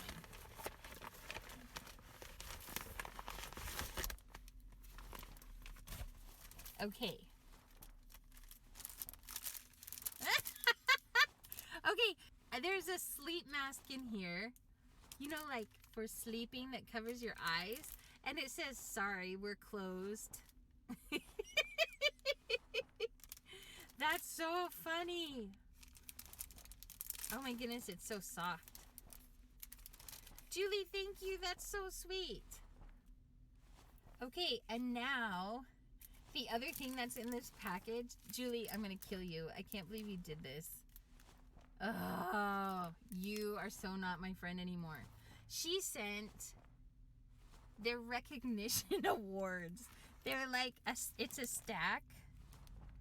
It's a stack of like teacher certificates. Like, I mean, teachers would give to students. Like they say, outstanding, well done, great job. And then you fill out on them who they're to, what they're for, and you sign them. And so I know this is like John Mark and his badges. And now these are going to be crazy in the way. Oh my goodness. I can't believe you did this. You're in so much trouble. That's really funny. Oh, now there are different cards for everybody. You know what? That's a powerful thing. I know that if you're friends with someone else who's a system, that's a whole lot of relationships. Like in a system, that's a whole lot of different kinds of relationships inside us. So even learning how to navigate that, but how the husband navigates all the different relationships with us is, I don't know how he does that. Like I can't even do that yet. And the therapist did like this, like what Julie did. She, when we were first starting, like sometime last summer, I think, after we'd been in therapy for a little while and she knew us a little bit, she wrote a letter in our journal. Like, so we turn in our notebook, we write with scented gel pens, and we turn in our notebook, and then we get the notebook back from the week before. Like she's torn out what we wrote so that we can finish the pages in it. You know what I mean? So we always have this notebook exchange. And one time when we got the notebook back, she had written in it. And she had written a letter to everyone that had either written or talked to her so far. And so we have we keep it in our bag with all the pens in it. We keep it there. We have this stack of letters that she wrote to everybody, and we read them every day, sometimes more than once or twice or 3 or 4 times, because they help so much for like that connection and remembering. Like that is an example of throwing stones on that board so that you can take that leap of faith and step out, because they are real because she wrote to them, and she is real because she wrote to us, and therapy is real because she talked to, like, you know what I mean? It's like when we interviewed Jane Hart and she talked about the denial book. We don't have one of those, but this helps us with that. Like when that connection is really hard to hold on to, those letters that our therapist wrote to each of us really help a lot. And so we have those, and we have the bear, and we have the watch, and we have these different things that help solidify in a tangible way. We can hold on to this, and we can hold on to that. Like the week when she goes on spring break, we will probably carry those letters around in our actual pocket, not just the bag with the pens in it, like all day long, so that we can physically touch them and hold them. That's like how much something like that matters. And so the fact that Julie wrote these, Julie, that was so sweet that you sent cards to everyone. Here's one for Emma. Here's one for the boys. Here's one for everybody. Emma and Company, it says. One for M. And one for Dr. E. So I will leave all of theirs, but I'm totally opening mine. It says, the coolest, most awesome, most sassy Sasha. Don't you forget it. Don't you know it. Oh, Julie, my homegirl. It has sparkly stickers all over the outside with glitter. That's so funny. You know, M told the kids, the outside kids, Em told the outside kids that we're allergic to glitter. Whatever. And so glitter is not allowed in our house. Whatever. What's up? So when the kids do projects at school with glitter, they tell their teachers their mom is allergic and they have to leave Let the me projects right at school. Oh, it makes me laugh. Okay, I'm opening my birthday card that has my name on it. I'm leaving all the others for them. So many stickers. I love the stickers. Oh my goodness, it has cheese on the front. You guys, I'm a fan of cheese. I'm not kidding. And the best cheese I ever had was when I lived in France and Germany and up there in the Alps. Like, oh, the cheese, you guys, you have no idea. It was like the feet of God. It was so good. So with its cheese on the front, it says, happy birthday to one of the Gouda ones. You better believe it. Oh my goodness, it's so clever. Just a cheesy wish for a happy birthday. Aww. Sasha, I hope you have the best day ever. I saw this card and thought of your love of cheese and knew you had to have it. Happy birthday to the coolest, most awesome, sassiest friend ever. Your number one friend, Julie. Julie, you're gonna make me cry. That was very sweet and that was very kind, and also it made me hungry. So, thank you so much for the birthday cards, for the emails from the website, and for the encouragement to keep going on the podcast and to keep sharing and to keep going to, you know, therapy, which I'm trying to. We have driven early. We are here. We are ready for therapy tomorrow. And here it's fine. Like the sun is out and it's like 70 degrees. How can 4 hours of geography make that much of a difference? I don't even know. Okay. I'm going to take my cheese lover card. It's just, oh, that's just so sweet. That's funny. That's funny. Thank you, Julie. Thank you to the people who have been emailing and my friends I'm just getting to know. And also hello to Megan. I need to write her back. Thank you, seriously. All joking aside, thank you seriously for the encouragement to stay in therapy, to keep doing the podcast, and to keep sharing and helping us connect together as a community in good and positive ways. And I appreciate that we get to learn together and that we all feel a little less alone in the process. I hope you have a great day and happy birthday to us, I guess. So maybe that's part of what we're reclaiming in this whole process, right? I don't know. We'll see. Thanks, guys.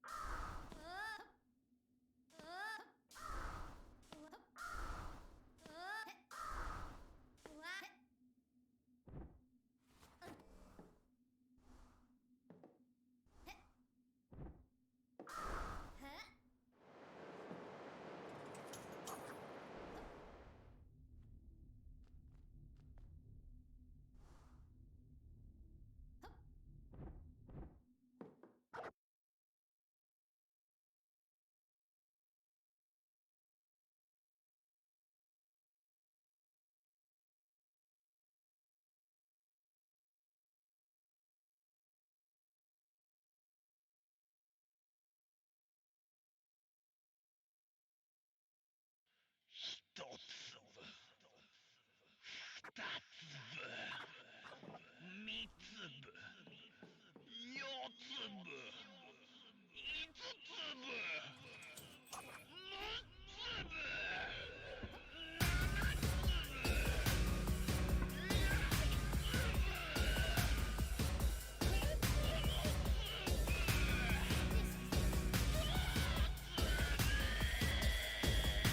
さ寒さも彼岸まで春が立ちますその前に私淀川ジョルカエがあなたの大切なお豆もらい受けに参ります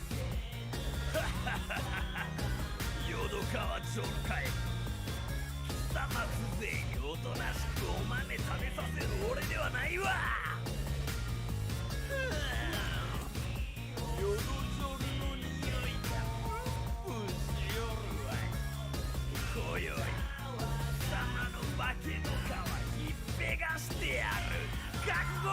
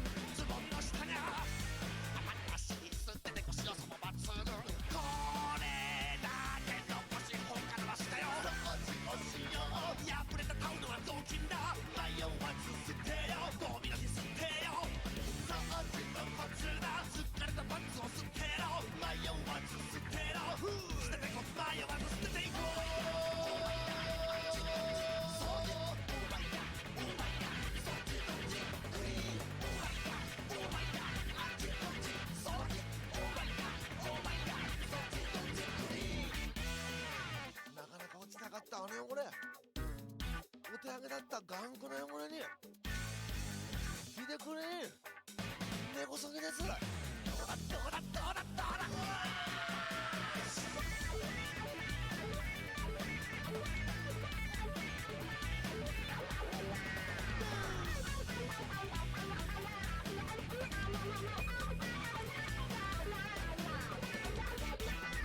ワンツースリー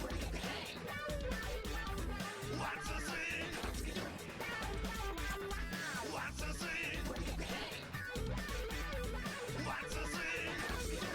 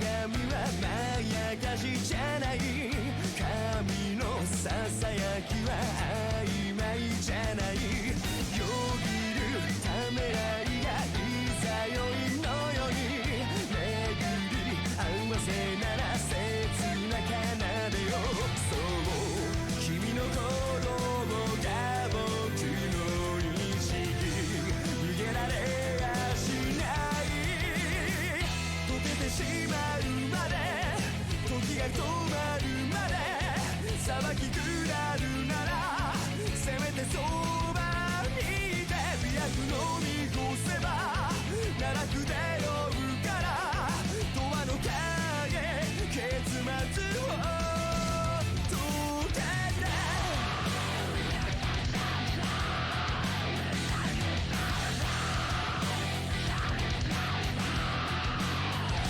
ほのかに香るその首筋には涙の雫さえやけどするほどに記憶の中この痛みを忘れないように You are breaking my heart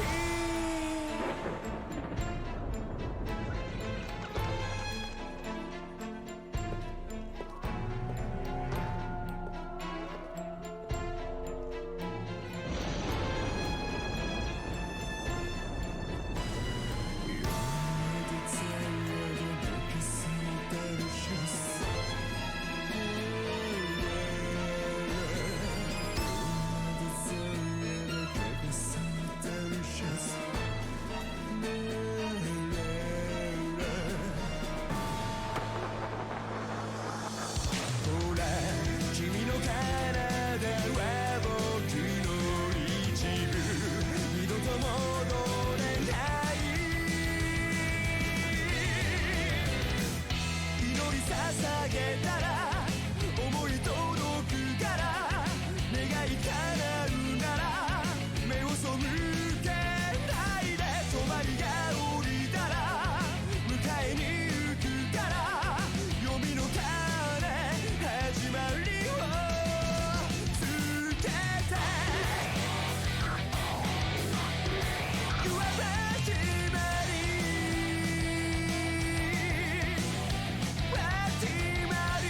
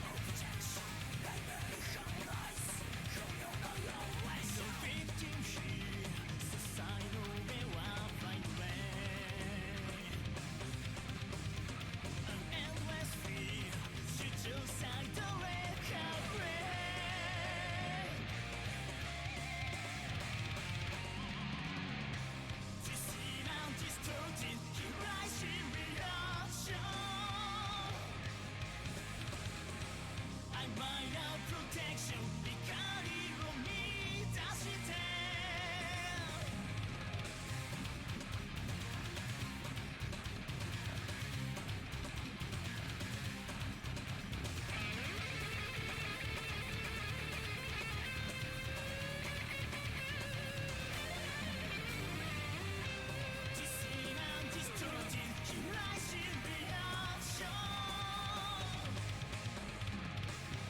曖昧なプロテクション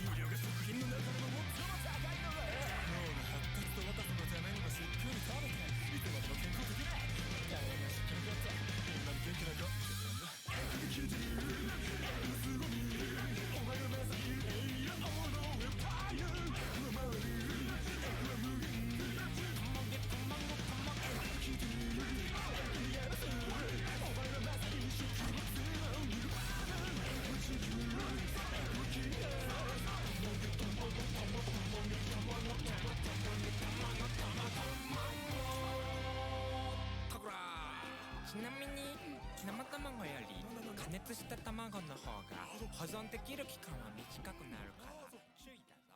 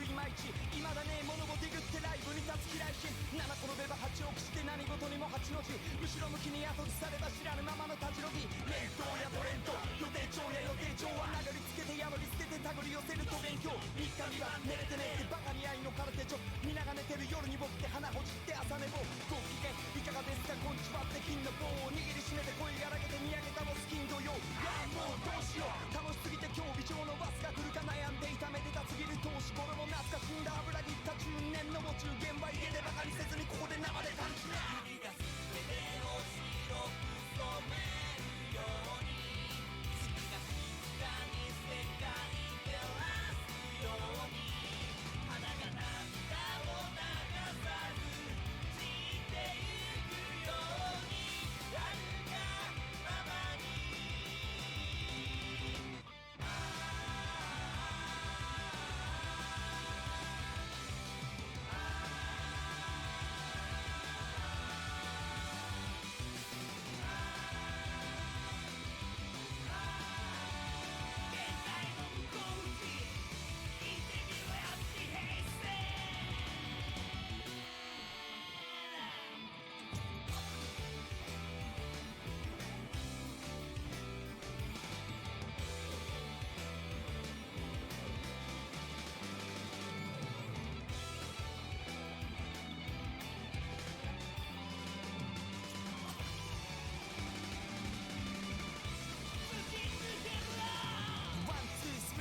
393ボールど真ん中を下げて湧いてたらスリート後ろ指にスリーフォー夏場だけのスキー場上げて褒めたたえてちゃんと戻すフリーフォー何が良くて何悪いのさじ加減が立ち割りエゴなエロスまた開いてきてじゃ立ち割りそう持ったことを持ったままにどやな顔で突き妻合わせていく3日坊主振り逃げでも首振ら好奇心の大喜利リプレゼント帳尻ハートは質感で真っ二つにまたい丁切り思い込むと無茶に無駄に執着ノリで先走ったやつが見直してく言うわ野生合成やかましいぞ三下ほざきほざきよりもまずは肌で感じね風が全てを優しく包むように水が密かに世界を巡るように空が振り返りもせず移りゆくようにあるがままに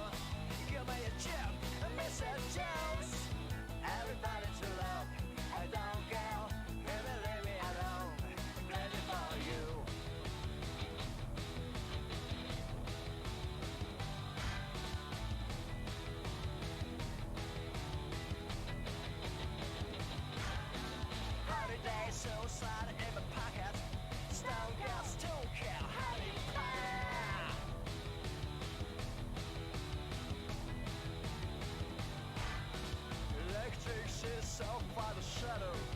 No problem, no chat, it's a bad. Well, it's a god to say ya. So suck on me. But it's a right time. Coming cool. Let me feel so high just now. Oh, check me, oh, shake my hand. Wanna dance in the mist of smoke. Stay free, stone cold. Let me feel so high just now. Oh, mix me, oh, mix my cherry. Rainmaker, come away from loving Mrs. Star. Everybody to love, I don't care. Can you leave me alone? Crazy for you. Yeah, go to heaven. Yeah, only you can. Yes, I'm gonna be a star.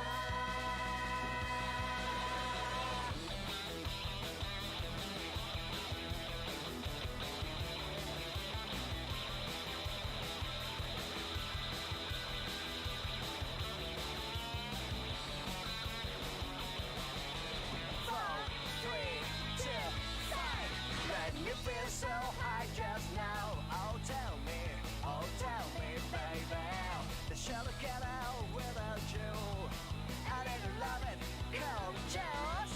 Let me feel so high just now. Oh, fix me, baby. Because I'm brave, the dry sun. Give me a chance, miss a chance. Everybody to love, I don't care. Here to leave me alone. I'm crazy for you.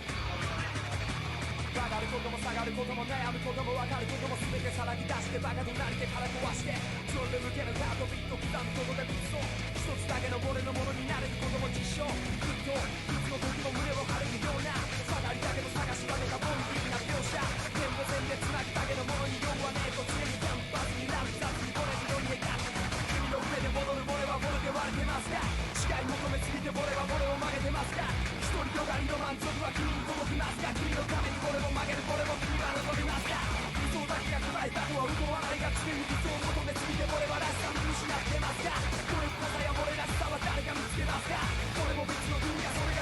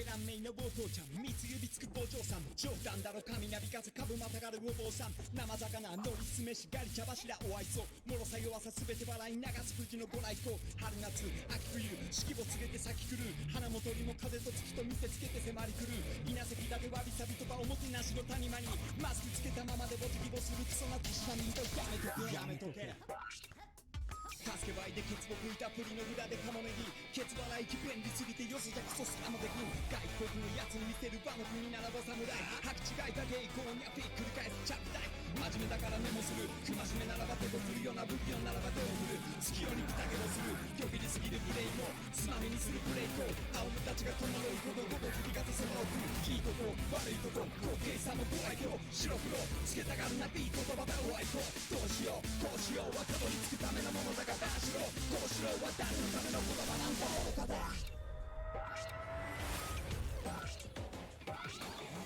見つめすぎて見つけられるものがそこにあるだろう合コンしたり諦めたら気づくこともあるだろう過去をたたえ美化し懐かしんで今がおさなりなど負の極みが動き出しない今こそだろうお分かり決めつけるな誰かにどれカレーだって飲み物だし魚体物の横で土下座をするそんな持ち事姿形分けた鉄瓶と瓶に肌色たら雨フラン文字固めてかける橋はめないも石を知らんビオリン山切断の交尾を切る残波レイの心情レイから始まるレイ宿り出す一円戦士当たり前のものを当たり前のごとく享受できるこの国に感謝そしてめきめきと受け継がれる生粋の心情ワオワクワなし我が心我の心我の玉を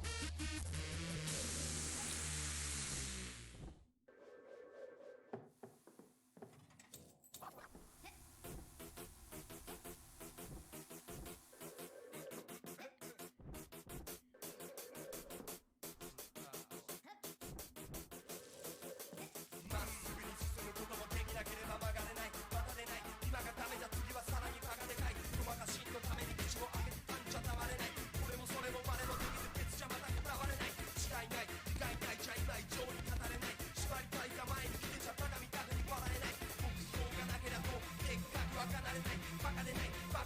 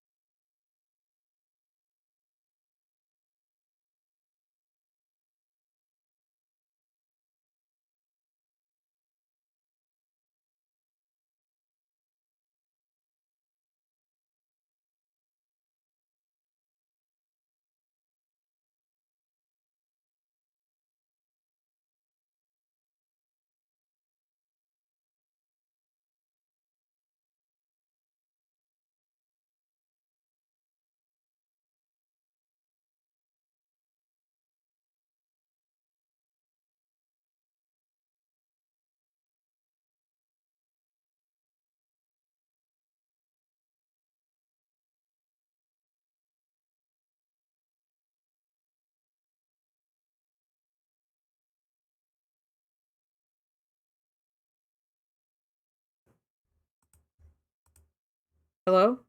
Okay. Voice mod was fucking... It wasn't working at all. How long has that been going on? That has never happened where it just decides not to... Anyway, oh. I was obviously ranting about how the door at floor 50 takes you back to floor 1, and if you try to go through the door again, you just... Or it takes you to, like, the hub area. That doesn't make any sense. That does not make any sense.